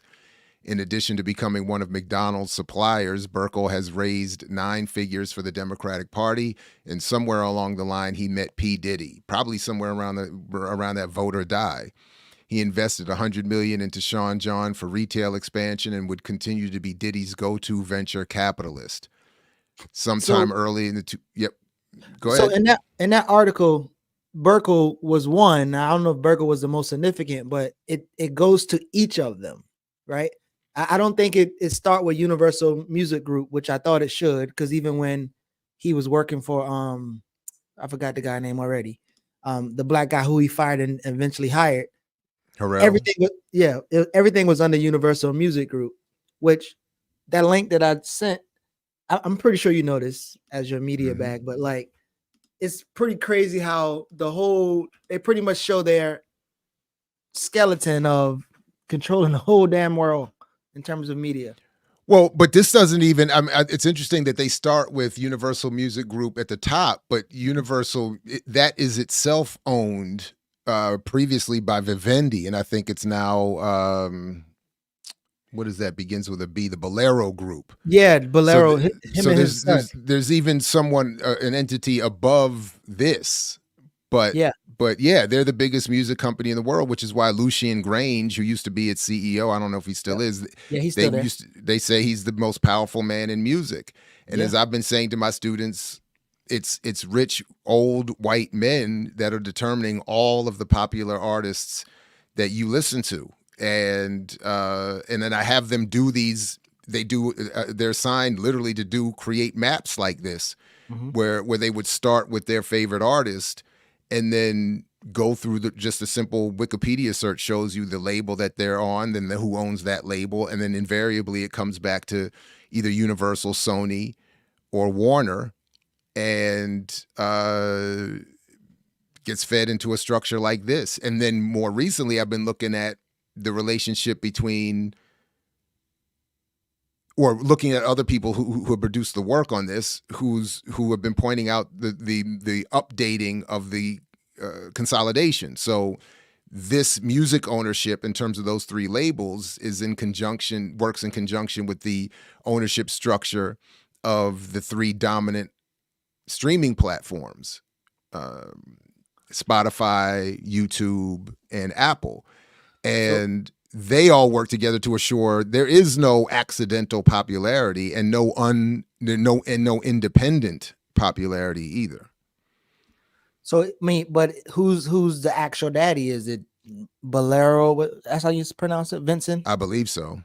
Him, his son, Mark Cuban is on that list. Mm-hmm. A bunch of people who literally Diddy is dancing for dollars himself. So which one is his actual daddy? Diddy is a boss. A boss? Diddy, Jay-Z, they moguls. A boss? Yeah. Well, if he's a boss, then the sex workers in Miami who work at KOD, they bosses too, because they bringing in a bunch of money too, just like him. Well, I'm not that much money, but so I Tisa Tells gets a lot more into business. Yeah. Gets more into the salaciousness of Diddy's, or the claims around Diddy's life and whatnot. This to me is the extent of the salaciousness I'm actually interested in. But that point being is we keep almost on a weekly basis showing here, and otherwise throughout the platform on other shows as well, that whenever there's this claim of Black capitalist success, the goal is always to sell out to white investors, or they're only there in the first place because of white investment. So look what somebody did on Twitter. This is oh boy. Oh boy. This is supposed to be Bolero, Biggie, and Puffy.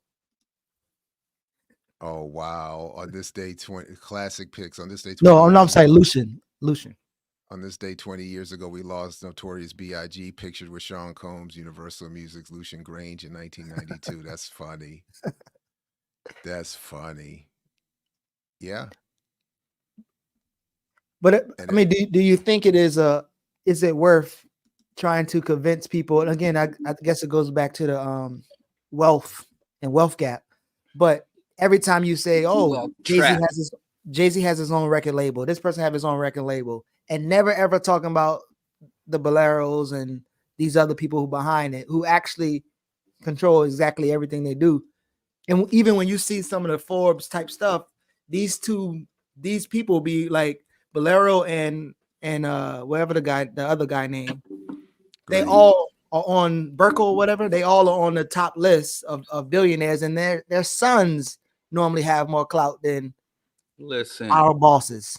Listen to your title streams on your Beats by Dre headphones and just know that you are contributing to Black power, and leave it alone.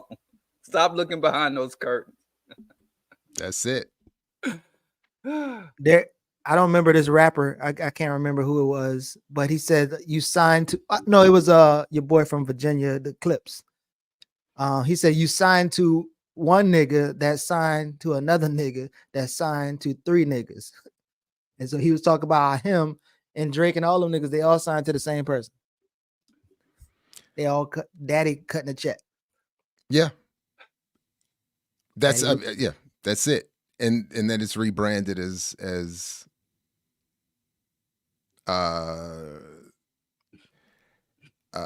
and I see you, Minister Server. I have my students listening to Wise Intelligent all the time. And I have, in fact, and in terms of an industry explanation breakdown, I think the track by Pharoah Monch, The Hitman, does as good a job in verse of explaining all of this as well. Yeah. But yeah, that to me is just the point. Now that there is no pathway to so-called success economically, or Black excellence, Black capitalist success, et cetera, without this white investment and support. It's the same thing Drake was telling Joe Budden when Budden was like, "You're rhyming to children," and Drake was saying, but that's what basically he was saying. That's what I need to do to keep my private jet while you're occasionally flying first class, and it was a childish way of explaining what I think we're looking at. Somewhat What more Charleston White said, "I and sell what Charleston out." White, that's right. Where the money reside. Yeah, it makes So it. If So your back- ambition is hyper consumerism, if your ambition and your goal is hyper consumerism, where the money reside? That's, I mean, that's the same old thing. And he's saying, I'm selling out, admitting to selling out, which is more commendable than people like Diddy and Jay-Z, who pretend to be in power, who pretend to be the moguls, who pretend to be the source and the power. We even got people in the comments talking about Diddy still has power. And I saw A-Rob is talking about Dame Dash has been on the culture vultures, but Yeah. that's only to the extent it hurts his own business interests. He's been trying to get I saw Damon Cam bragging. Yeah, who I got saw the- that. Yeah.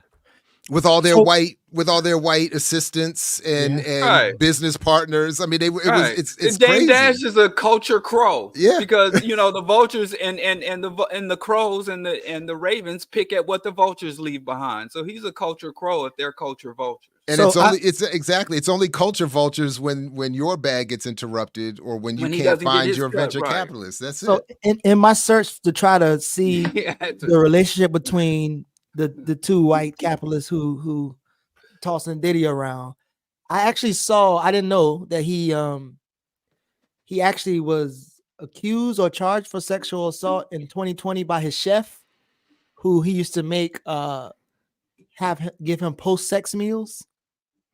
So like I think, again, as we talked about before, these people are horrible people and have horrible politics, but it's when these things start coming up is what people will focus on. And I don't know, are people more open to hearing your critiques once the person is down? You can kick them politically now, or as Diallo said, people still going to double down behind their people?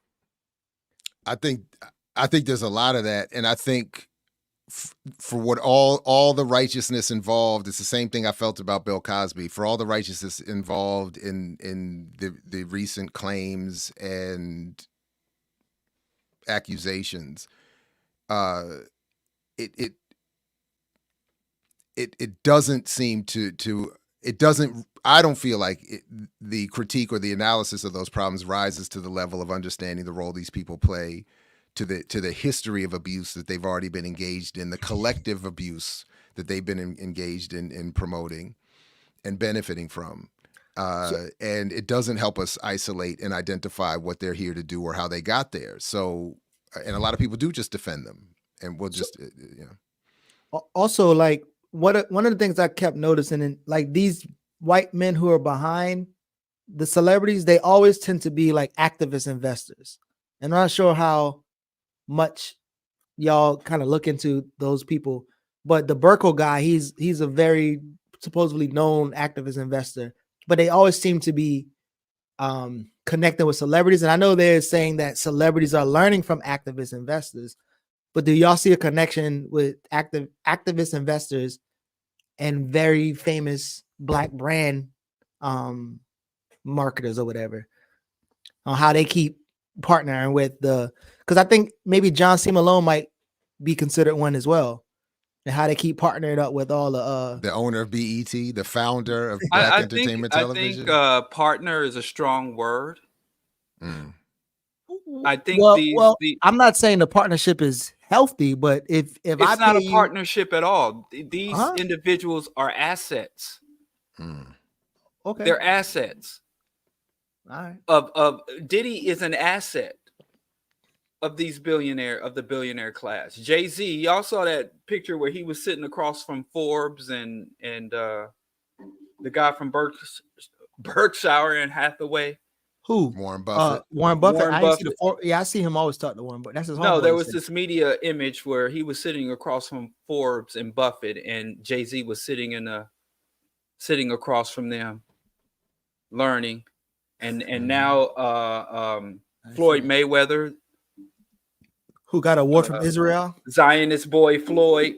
He just got an award. I think it's Zionist boy Floyd. He has Warren Buffett is now his mentor.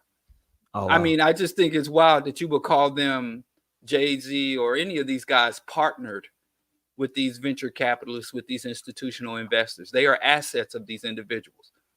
Yeah, I mean, I can concede to asset. I think I said partner because one, they're getting paid some level, and they also, well, actually, they call themselves partner. Like I think y'all remember the video of the same way when I worked for whatever, they call you a teammate, team member. They call me a family member at my job. Yeah, right. Right. This is the 2 weeks before they laid me off. Part of the fam, right? Exactly. You part of the family, the team. Yeah, it's all of that. That's what they say. We ain't got to stand on that lie. Just because they stand on the lie, don't mean we have to perpetuate the lie. They getting some kickbacks and stuff, but right. You have to. I mean, they're paid. Listen, the whole concept of celebrity is about number one, being aspirational, and number two, orienting your target. That's what makes you a celebrity. If you can be put forth before a population, whatever population you hold celebrity status in, if you have to be aspirational for that population, and then you have to orient that population. So of course they have to give Diddy has to be able to stand around in marble halls and show up at the Met Gala and all that shit, or else that asset would as you alluded to in disparaging sex workers, you alluded to, you got to keep them pretty, but they don't have any real. Wait, I was disparaging sex workers? You said something when I said something about Diddy, and then you said about something about the hardworking sisters at King of Diamonds. That I ain't disparaged them. I was bigging them up. I hope they're not doing what Diddy compare Diddy's status and relationship with his financiers with their. You said they earn. And he danced for dollars. I said he danced for dollars. He danced for dollars. All I'm saying is our leaders are their assets. I think if we can get that consciousness embedded, but Black celebrities, we should always have a level of scorn. I think we should just have a level of scorn and distrust of any Black person of a certain level of financial means. They should all be guilty until proven innocent. All right. Now that I'm cool with.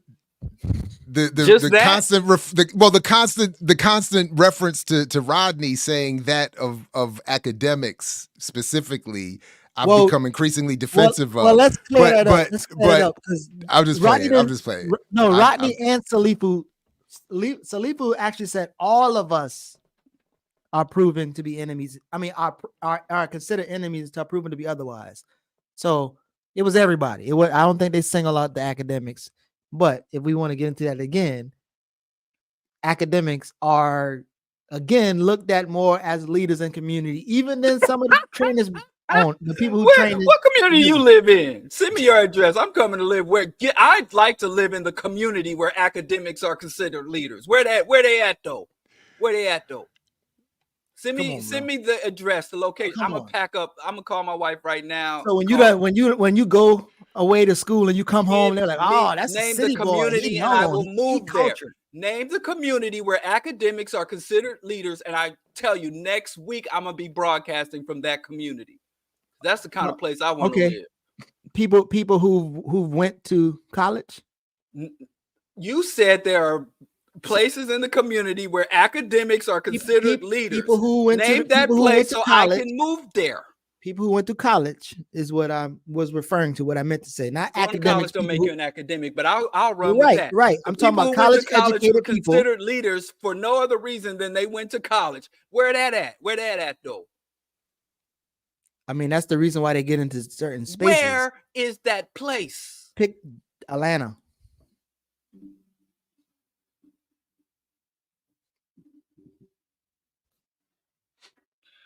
So you're telling me nothing more, nothing less than securing a formal degree from a credit institution, and you set your foot in Atlanta, and that bestows leadership status on you. Well, there's some other criterions, but exactly that's on the floor. If you ain't got that, it's not on the floor. You're not about to see, for every somebody who didn't go to school, educated or qualifies as academics, because you had to jump. You at least you stop disparaging academics, but now you're saying people with a degree. Now you're saying people with a degree. I could go blow for blow for you. Every time you name one person with a degree that has status or can be defined as a leader, I'll give you two people without a degree that also have equal or greater status. Blow for blow. Okay, we'll do that later. But I will take you on that. So I'm not moving to Atlanta. I'm sorry. I thought you was going to say something. It's not Atlanta. I think my Atlanta passport has been revoked anyway. Yeah, I don't think you can come out here no more. You I know out here. Oh yeah, you in Atlanta right now. You done said some wild shit. You out there. You in Atlanta. I gotta live there. I gotta live there. I'm really not moving there. Well, after looking at this BP guy who the CEO of BP, who had to he had to resign. The board kicked him out immediately because he was lying multiple times about his sexual relations with people who work for him. Ironically, every CEO before him, I think every last one of them, all quit the same way. Some type of sexual relations, and they clawing back for about $40 million. So I thought that was pretty interesting and ironic. That all those clawbacks will happen. But also look, the idea around now, one of the things that I guess I'm not gonna say that joke, but to me it seems like when I was reading, it said something about the board asked him some questions and he answered it about some of the relationships that he had, but he ended up admitting that he actually lied about some other relationships. But speaking of sexual, it says other boards at top corporations have cut executive pay in the past over misconduct. Wells Fargo stripped chief executive John Stump of $41 million in stock awards in 2016 after sales practice scandals. 2 years ago, McDonald's CEO Steve Easterbrook returned $105 million in equity awards over alleged lies about affairs. Man. Yeah. So I didn't see the part where it said other folks at BP had lost their. Yeah, the person before him.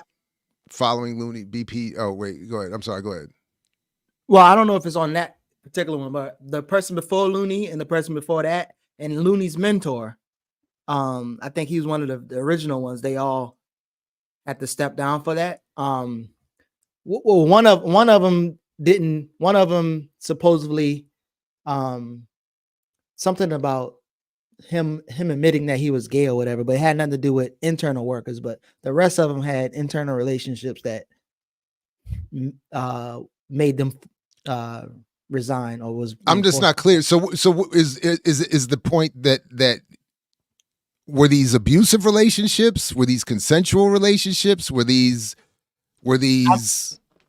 affairs with other people's spouses? I mean, is it just the homosexuality? What is it that, I mean, because what's the problem?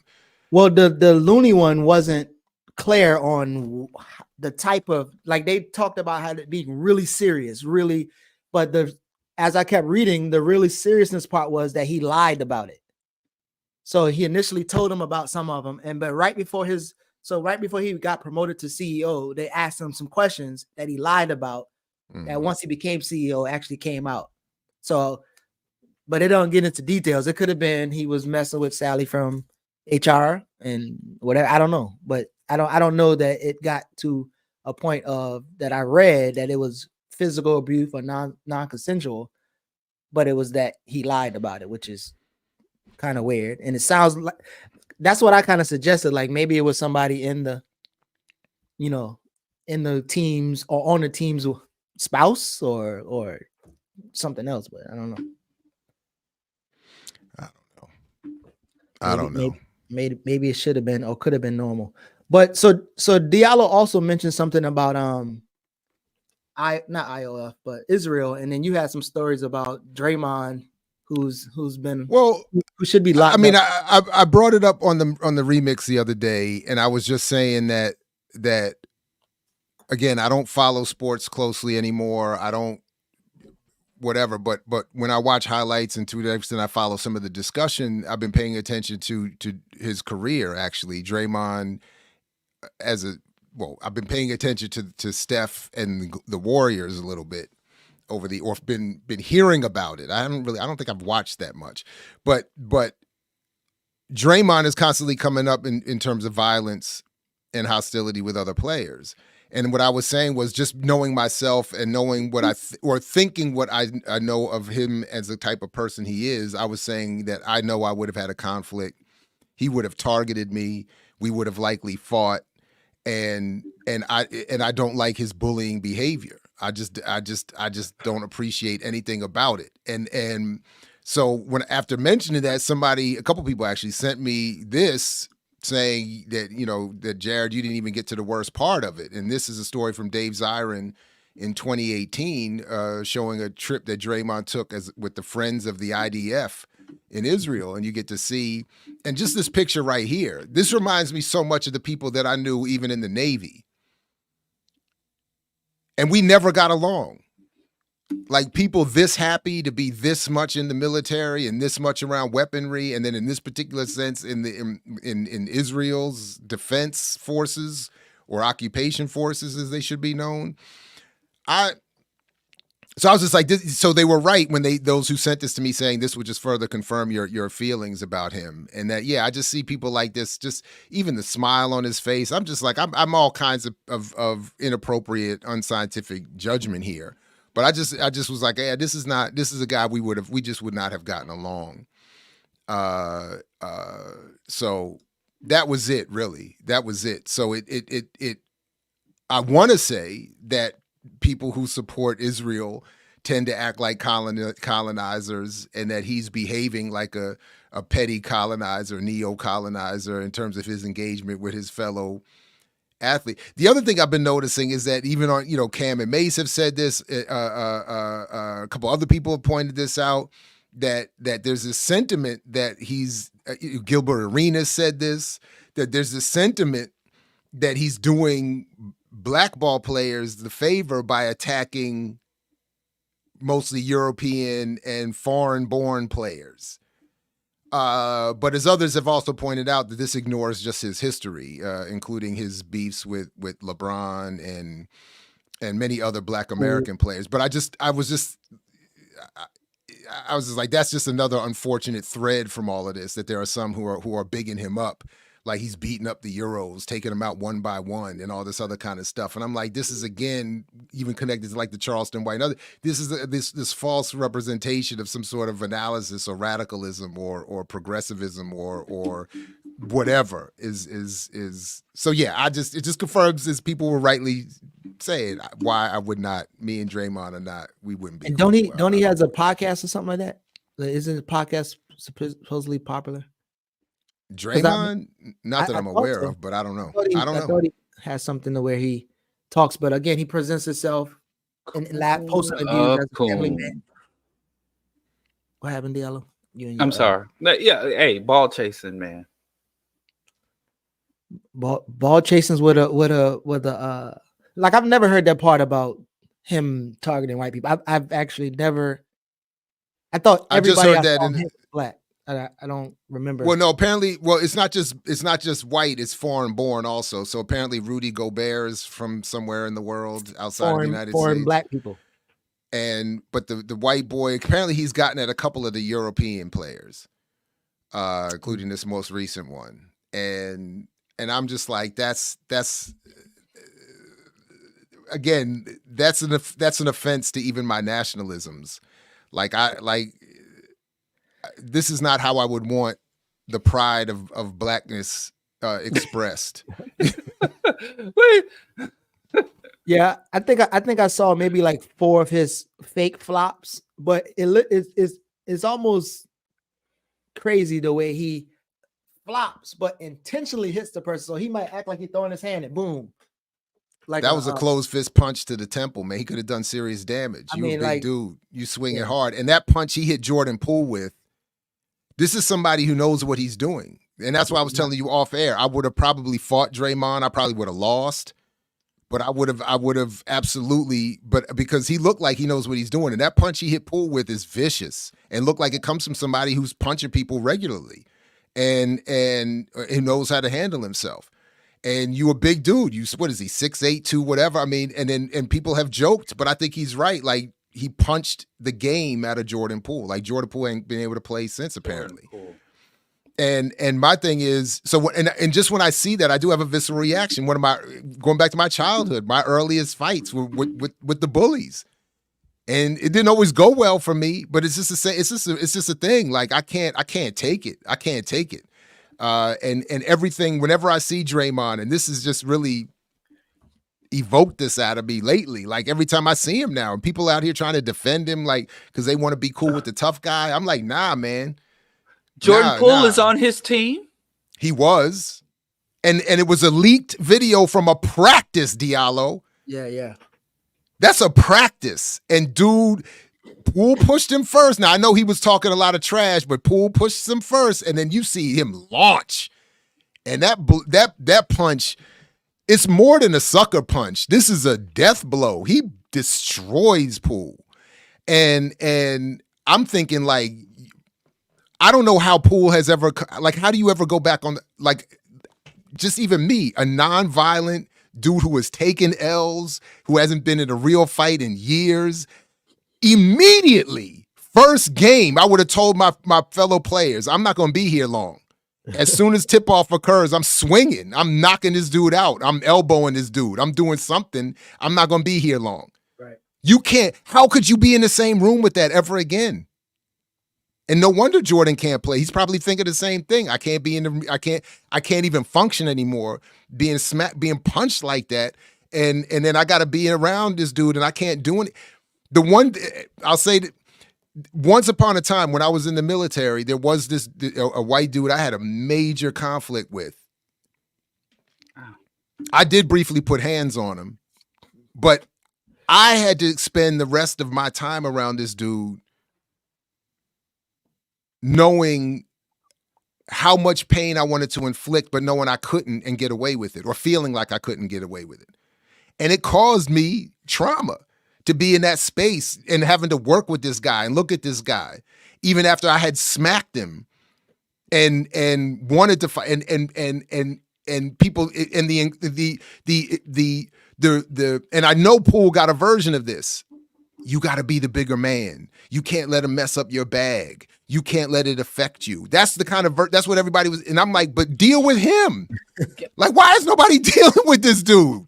Why you keep telling me to adjust how I got to react to this? Fix him.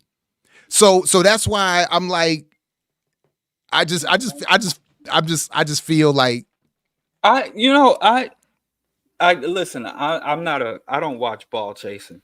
I actually have a great disdain for ball chasing and the way it's set up. But I am familiar with a few years ago, Dennis Rodman was admonishing the NBA because he felt that there wasn't enough violence, that the athletes were treated with kid gloves, and he misses the era of brutalization where ball chasers could brutalize each other for the pleasure and entertainment of white spectators. Like And I MMA. also know Barkley also had a and I remember when he was overseas playing for the U.S. team and his history of brutalizing members of the African basketball team.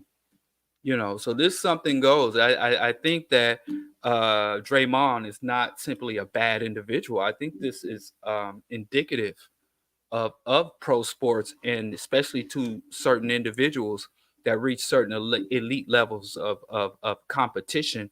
And this is just some old buck slave shit where they out there behaving in such a way for the entertainment, comfort, and pleasure of white spectators.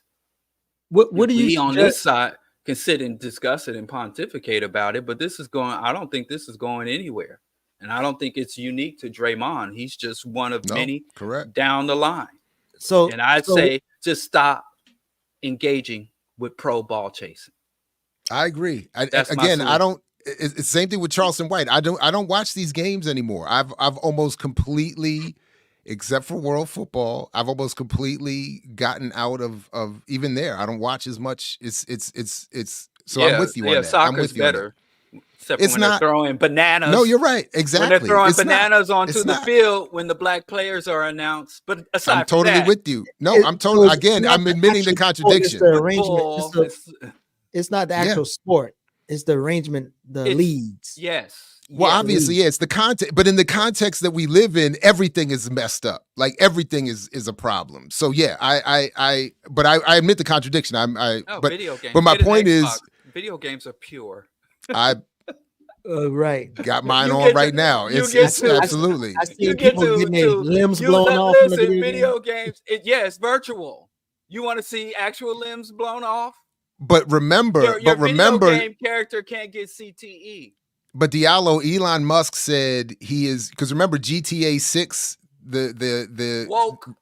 the preview for Grand Theft Auto 6 to come out in 2025, I believe, was released. And people like Elon Musk have been coming out and saying, he said, I tried to play GTA 5, but immediately the game invites you to be a criminal and to shoot police, and I can't participate in that game. And I was like, that's the number one reason I tried it. I was like, I never liked GTA. You know, it was all right. It was all right. Play Age of Empires.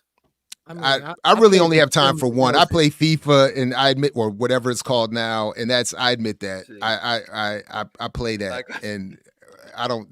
That's really the only game I play. I only allow video myself games one. are the last moral media one can engage. And the World Championships for Madden and FIFA get more audience than the actual Super Bowl and actual World Cup. So there's a huge. Now remember, Diallo, you corrected me on this, because remember at one point I had thought of the idea and brought it to our platform here. And I said, I was wondering, would it be better that we advocate for a full move to a virtual world of where professional sports would be all digital, and we would encourage our people to engage that space, to, instead of breaking their bodies literally on the field and on the court, do it digitally and get that. And you were the one saying, nah, because there's as much violence and hostility or psychic violence and hostility in the sporting in the gaming community as there is in the real world. And racism and racism, yeah. But at least you would be able to be the poor hygiene. You don't have to have a white man cussing you out to your face. They would have to be in a virtual chat room while throttling your internet. So, have you ever watched hockey, or did you used to watch hockey, Jared? I've never watched hockey. Because I guess as the Draymond shit was going on, I was wondering, like, what would be something similar to the fight that they allowed the two hockey players to do for a while before they get sent to the penalty? Could that be in the NBA? You got the NBA. I wouldn't advocate that. I don't want to see that. But You know, I the thought last maybe hockey, I think the one-on-one. last But hockey game I player watched just had his throat slit by a skate. by a black man, and all the Oh, yeah. racial violence went out And to all him the white too. people, yeah, Yeah, and they were yeah. like, They I've said seen that's it. why you shouldn't be again. letting these fools in here in the first. They The didn't last say hockey fools. game, I know. Jared, they didn't say letting these But the last fools. time I That's brought not up the what they N word, said. I got into a whole thing with you about who's allowed to say it. I didn't want to mess with it. But the last time I watched I won hockey, that. You were saying last time you watched hockey. Proceed. that's not how it went, but whatever. But it's all on tape, so we don't have to do that. Like I said before, we don't have to revisit that. It's all on Oh tape. yeah, my victory The- is recorded. What happened the last time you watched hockey, man? You gonna tell us? or I'm just not? letting We're you finish all with the mythology. In on the fact, it edge was a of similar what- level of mythology. It was when the United States beat the Soviet Union in that upset Olympic victory when I was a child. And I said, if this sport makes this many white Americans happy, I can't be participating. And I haven't watched since. I was like, that's it. I was rooting for the Soviets. In our house, we was rooting for the So we was rooting for the I've Russians. seen Dana White publicize MMA. He got a slap contest now, and I was thinking that what if they did it to the NBA, or if they had a He's one-on-one got a thing? what contest? A slap. The There's slap- a the- slapping the- league now. There's a national slapping league now where if you go first, if you knock But the there- dude out, there's a he don't lot get of to hit back. lobbying to ban that sport. The slapping. There's a Oh, lot of well, lobbying. if they're gonna ban that, they're gonna have to ban MMA too. I would not and be my- against that. Of course not. But what if the NBA did for the penalty? They got the two people got to play one-on-one. They stop and let them play one-on-one to increase or whatever. I think that would be cool. No, in fact, my point on the remix the other day was to say the only way for Draymond to redeem himself is to perform a Ron Artest. He gotta take that level of violence into the stands. That's the only way for me. So that's what I want to see. And then Now, if come they back institute and that, crawl and cry and apologize. nope, not lay that part, flat on your Diallo. Not belly. that part. Not Yeah, that you part. can't do nothing like that and then come wait. apologize. Did Steven Not- Jackson apologize? Because I don't think Steven Jackson was apologetic. Steven threw them old haymakers. I mean, He to this laying day people he out. said he was proud of what he did. Do it, And- Spreewell. Choke out Massel. No. Spreewell had done that was separate when he choked out choked his PJ Carlissimo. That was a legendary uprising. Right. So, But I'm talking about the Malice in the Palace where Jackson that and too. Artest. Yeah, where they- So my thing is that's my thing. If you want to prove yourself to me, Draymond, you got to take that to the stands, my dude. All this swinging on players who don't want to fight. Go swing on that but first don't go to the white. stand. Just that go to fun- the floor level where the rich people sit. If he go up 2 levels, Okay, fair like, enough. You know, Well, I just say because I know he hears not the what is stands, said go out to the there. floor seats. Okay, fair enough. You're right. Okay, right. Stop at the floor seats. Fair enough. I like that. The next time you do that, and then Draymond, you can redeem yourself. All right, listen. Just off. heads up. I got a doctor's appointment, so I gotta leave at 10:30. So if there's something you all want to get to with my Let's run to presence, the comments. Let's run All to the comments. bro. hateration. the hateration. What we got All over right. there? All right, I'm just going to go in order. So thank you, Librarian. Peace all. Just a shout out. Thank you very much. We appreciate that. I'm going to need Geechee to stop posting video clips of these ass hats. Thank you. I think we might have addressed that already in the Minister Server discussion. Look at the rage in Geechee's eyes. Well, some public, and I think this is Kamal, right? Some public call outs have led to people being killed, organizations being destroyed. So calling out and name calling are two different things. I agree. And I think or at least I covered my agreement with that. Agree. What award would Jared give? Wait, hold on. Go ahead. Whoa. Okay, go ahead. Some I already calling erased out it, but yeah. and name callings.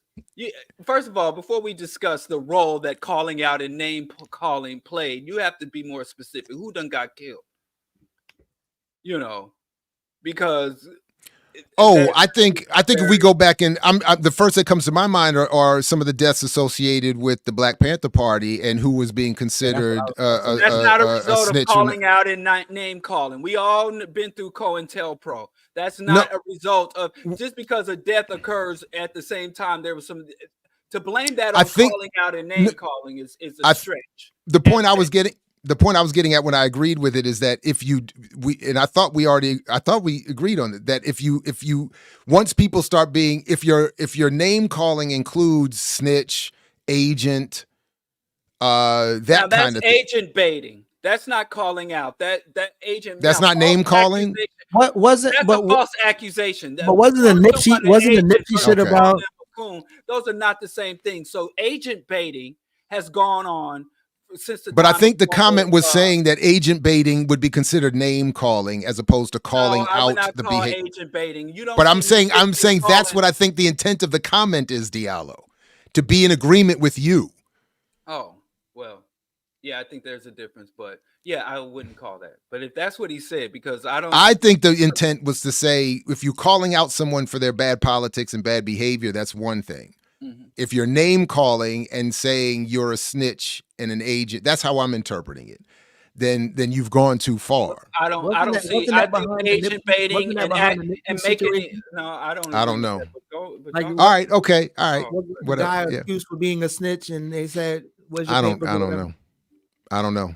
The Nipsey Hussle situation, I either don't know or don't remember, but I don't know. I guess I'm not sure what Diallo is arguing right now. That I'm arguing that accusing someone of engaging in specific behavior is not the same as name calling and mockery from my point of view.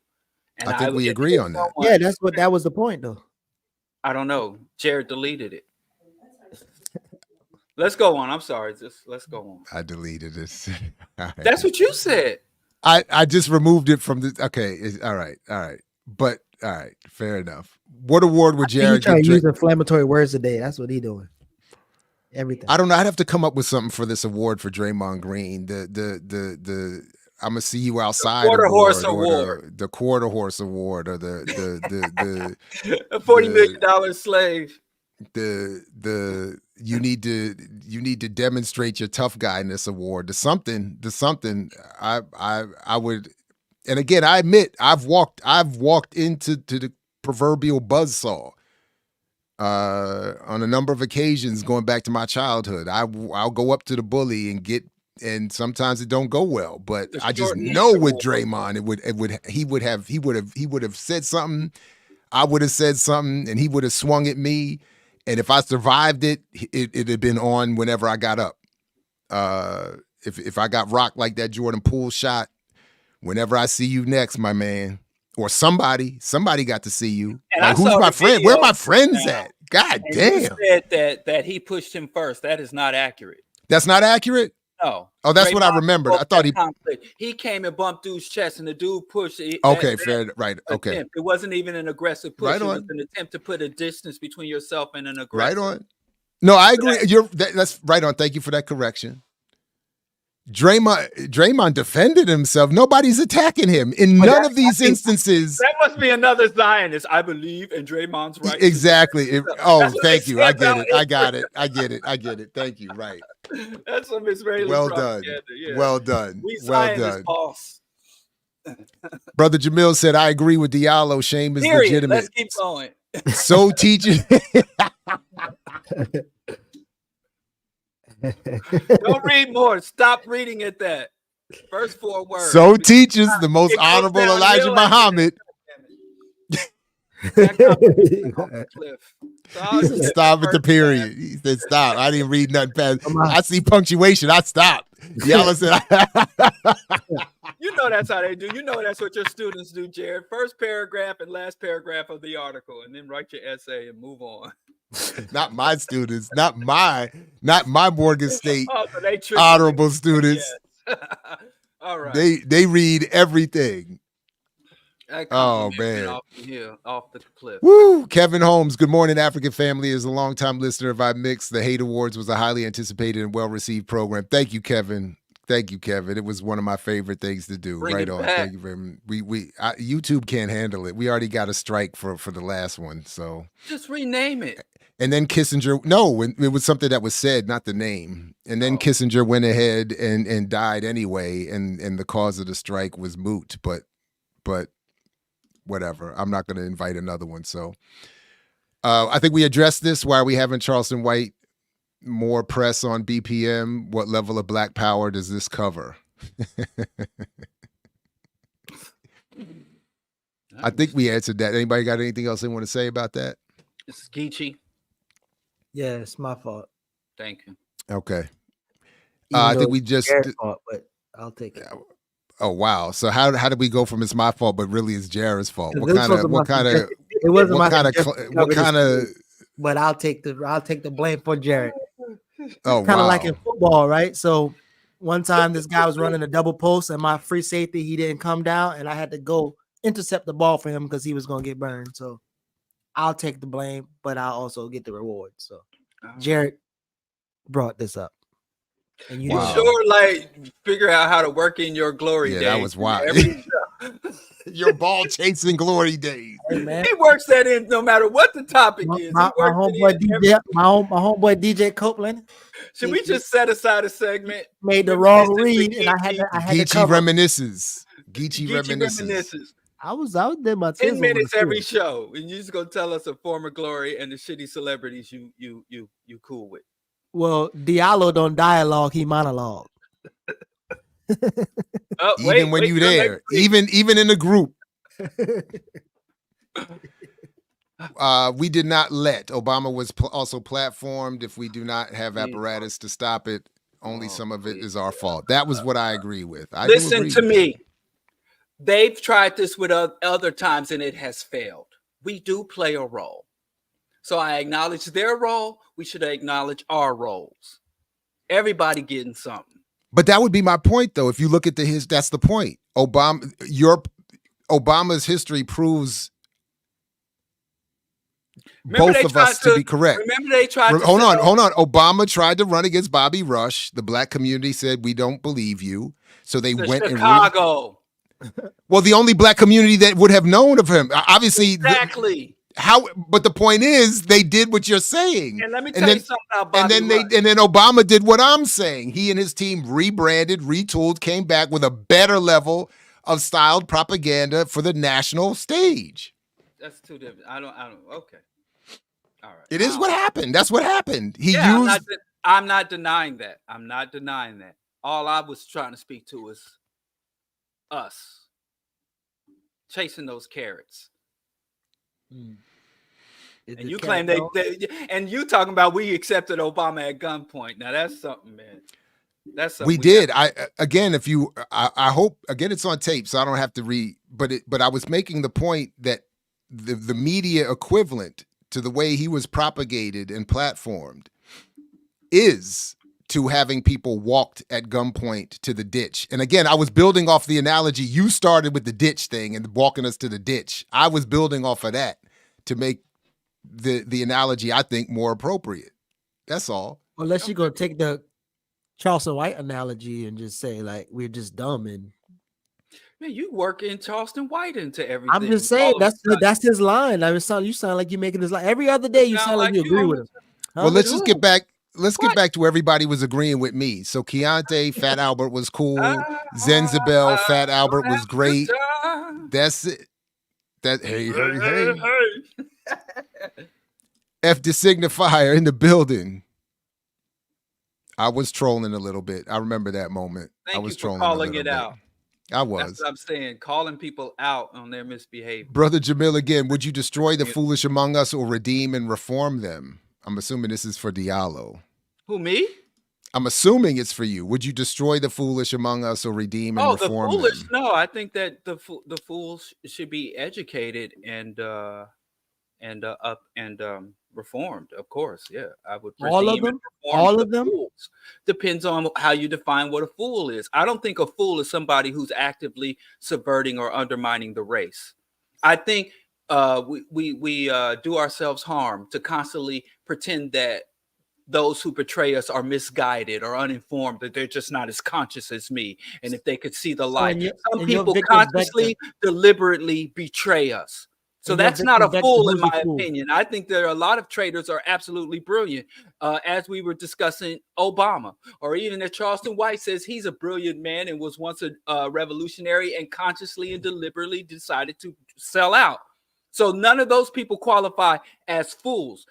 People don't become fools simply because we disagree with them or they do a bad thing. Some people are genuinely bad, genuinely evil. But if someone is legitimately foolish, then yes, I think we should reach out and be sympathetic and try to educate them, not traitors.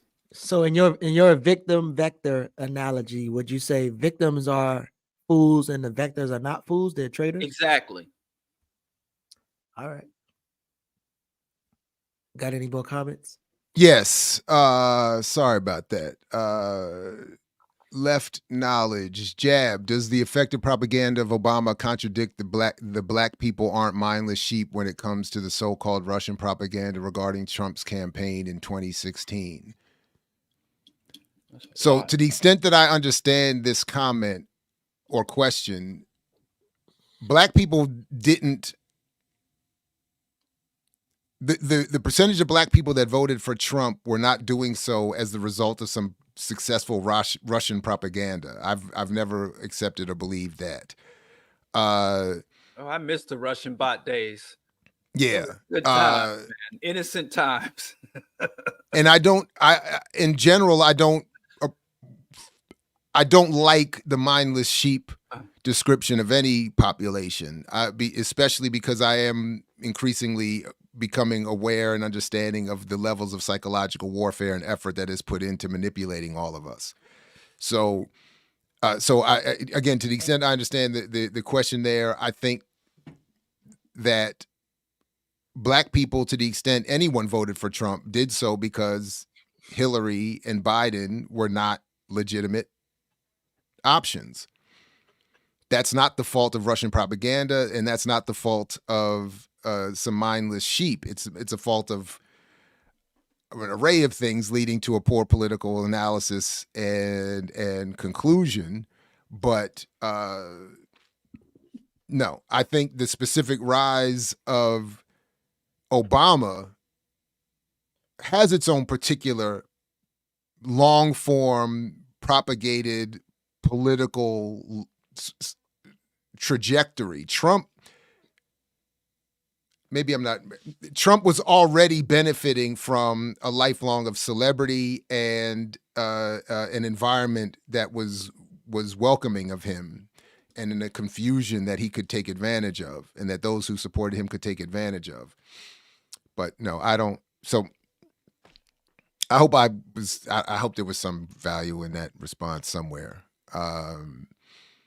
Erica, yep, I'm caught up to this, and we'll be looking. I got you, and I just need to confirm one thing about that date, and I'll be responding shortly. Thank you very much. So there is a blockchain event around that story we did about Baltimore and housing being developed by Black Alliance for Peace. So I'm happy to rock with them on that. And thank you for the super chat support to make sure we saw the question.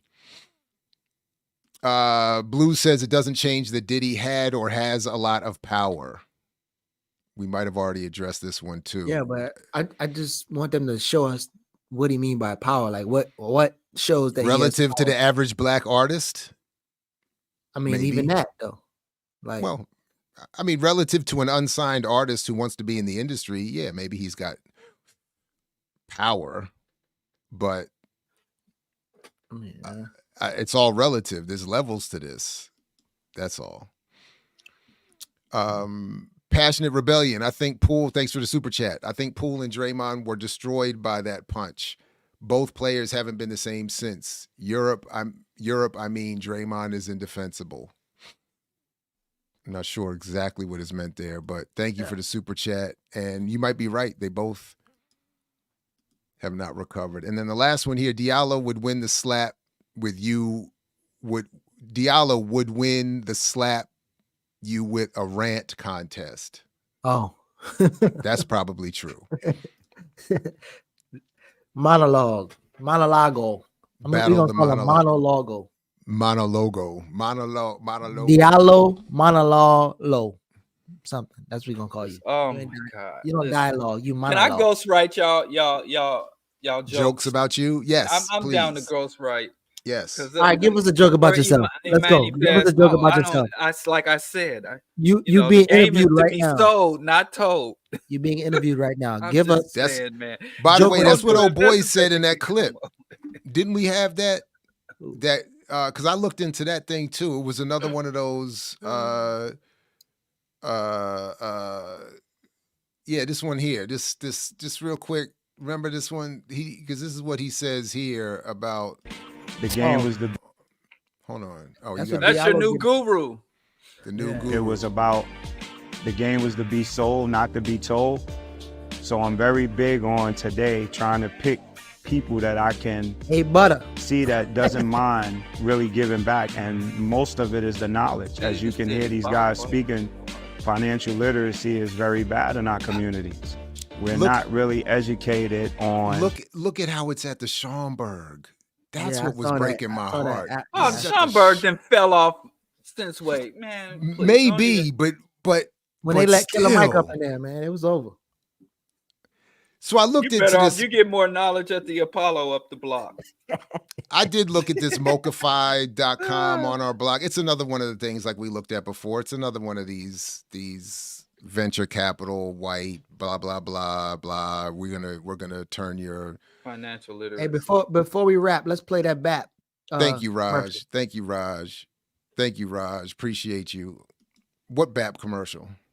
Not a really commercial. I was joking, but play that clip right quick. What clip? The Instagram clip that I just put in the chat. Oh, hold on. Upcoming event. Oh, yeah. Class is not a scientific term. Well, that's Saturday. I'm not talking about that. Yeah, This no, is that's something else. But Glenn that's, Forbes yeah. describes the Black misleadership class is not a scientific term. It is a weaponized political terminology with specific meaning based on Black historical and current political realities.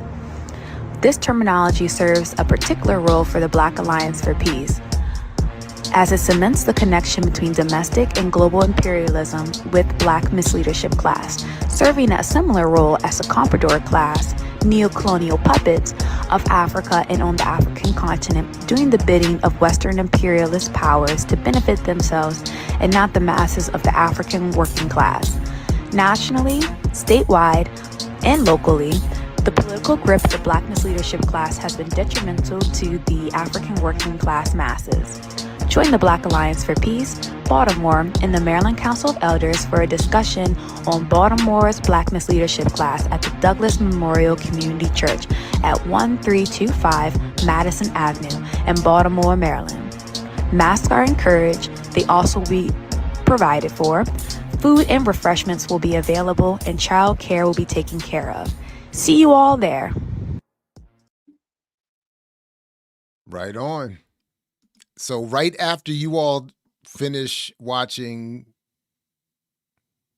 Saturdays with Renee, featuring Daruba bin Wahad tomorrow, by the way, at 11 o'clock,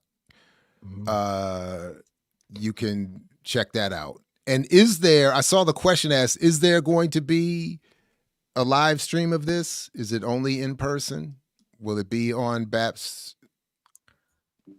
I would be interested in knowing that. Maybe I'll run down there after the show and check it out live. Go holler at your homeboy.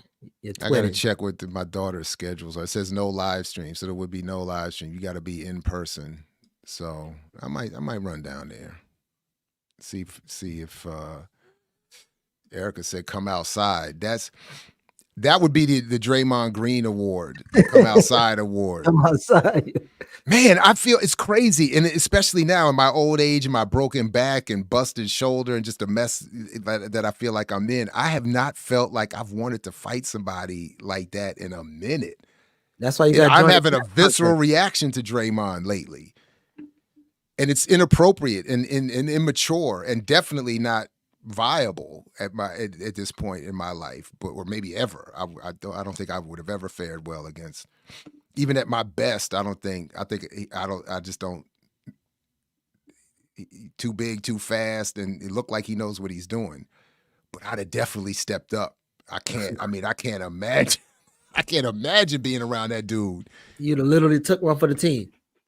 I mean, it wouldn't have even been conscious. He would have just said something. I would have provoked it.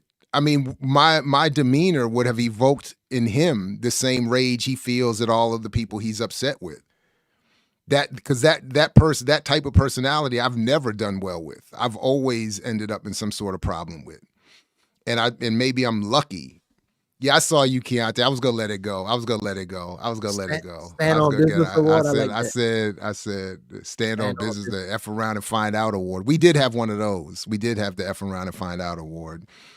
But I think the dude from Ocean's Gate got that. Didn't he get that this year? I can't remember who got it this year, but if you're a Patreon member, you can go check it out. So who y'all giving Sambo Award for 2023?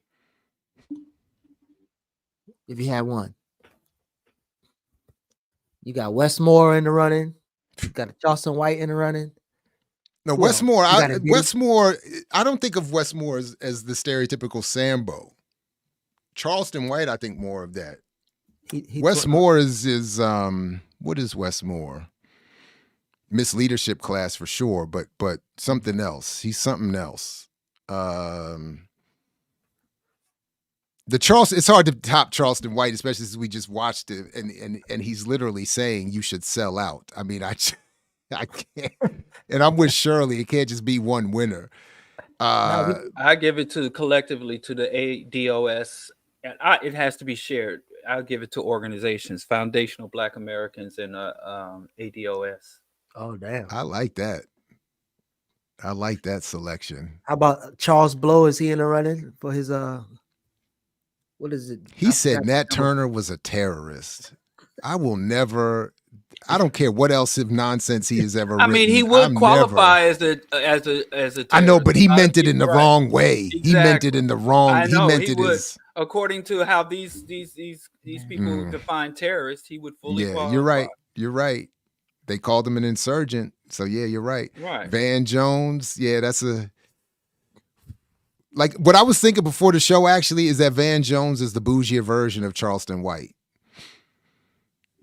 I feel like maybe the bougier, less explicit version of Charleston White. It seems like Van Jones be cooning by accident. Like, to say that, because he claims that had that revolutionary past, and now I'm shilling for Israel. His environmental work when he should have never left Oakland. That was his problem. Y'all didn't see that video with the locks? He said, if this don't work by next year, I'll be coming in with suits. Yeah, so that's what I'm saying. He said, I'm gonna. He just didn't say I'm going to sell out, and he just didn't, say a whole bunch of, N's and B's. But he didn't say I'm saying he didn't say the explicit phrase, you should sell out. They don't say it that way. The bougie folks, they're not like it's like the wine sippers are not like the rednecks. They're all saying the same thing, but they just say it with that whatever. You shouldn't sell, you should improve yourself, or you should mature your politics. Put down your marks and tie up your tie. Put that, like the black Bitcoiners, they said don't read Marx, read Max. What's his name? Max Blumenthal or something? No, not Blumenthal. Well, that would be just as bad at this point. But the economist dude who's pushing Bitcoin. What's his name? Max. Whatever. It don't matter. It don't even matter. But it's the same thing. Zay, man. I thought Zay was the leading voice for Bitcoin. That's all I know. Bitcoin Zay. Everybody else don't matter. Kaiser, thank you. Shirley on it. Max Kaiser. That's it. Shirley K.E. Thank you very much. I knew to chat with her. So look, fellas, I got to roll. I got to get this checkup. Use some of this insurance that I've been fortunate enough to get, and go do what the ear doctor says never to do. I'm gonna go see these Western these Western doctors. You ain't got no herbs, man. Nah, Drink I don't herbs, have. I gotta. You play around. Don't go see the doctor. Who's the ear doctor? Ear doctor say, "Oh, you ear doctor be Boy, he let me be tell you he something. be killing me in these morning shows with he healed his wisdom tooth with some herbs. Oh, With some clove. I mean, some clove. I'm sure Kim it's a co-signed proactive- it. Kim said, "I'm sure. It's a proactive things. It's not like like you can't do it after the problem already comes. But basically, he said if he doesn't have an open gunshot wound, he ain't going to no doctor. And maybe even then, he might not. He might try to herb it out. Air doctor, the way he suggested is like the day you get cancer is when you should still go vegan. And then it'll reduce it all and drink some sea moss, smoke some Giro. And wow. I ain't saying he said that, but that's kind of how it sounds. Yeah. Okay. Wait, what is this? Reviewing a reply? That's all. So, all right. Anything you want to let us know about anybody, either of you? And closing remarks. It's been another great tip of the spear study group on Mondays. Man, that book is second sharp. chapter. Yeah. You all met on the first one already? We did an introduction in chapter 1, and then now we're doing 2 and 3. Anybody disagreeing with me yet on the value and power of this book? Well, I ain't gonna call Ricky name. Nah. I mean, I know Ricky said she wasn't there yet, but I'm waiting to see what the argument is. I mean, yeah, I think these chapters hitting a little bit harder. So I don't think anybody yet. And there hasn't been any I mean, the idea around abolition, I think that's gonna come up this week, which is interesting how he talked about how the brothers at Attica put these people in the people's jail. And so when you talk about abolition, what does that mean for people like a Trump and all these other people that you would have to apprehend in some type of way? Like, what would you call that in language? So I think that's kind of going to be a great conversation.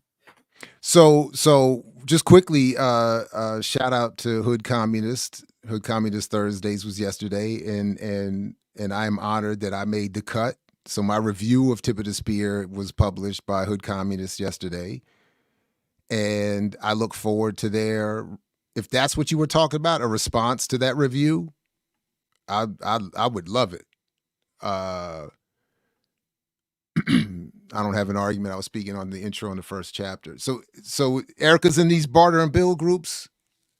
Yeah, sometimes. I'll be there. She got time. She bless us sometimes. All right, I should be able to be there on the next one. But I hope. Listen, if folks look, obviously people don't have to agree with me. But if folks do disagree, I would love to see the argument or whatever the shortcomings are. I know, Shirley, I gotta go. But so I look forward to that. So thank you, everybody, and thanks, Shirley, for keeping me on schedule because I am now late. All right, fellas. Peace if you're willing to fight for it, as Fred Hampton used to say. Thanks, everybody, for joining us. Those who will see this later, please like, share, subscribe, and thanks to you as well. And we'll catch you next time. Peace, everybody.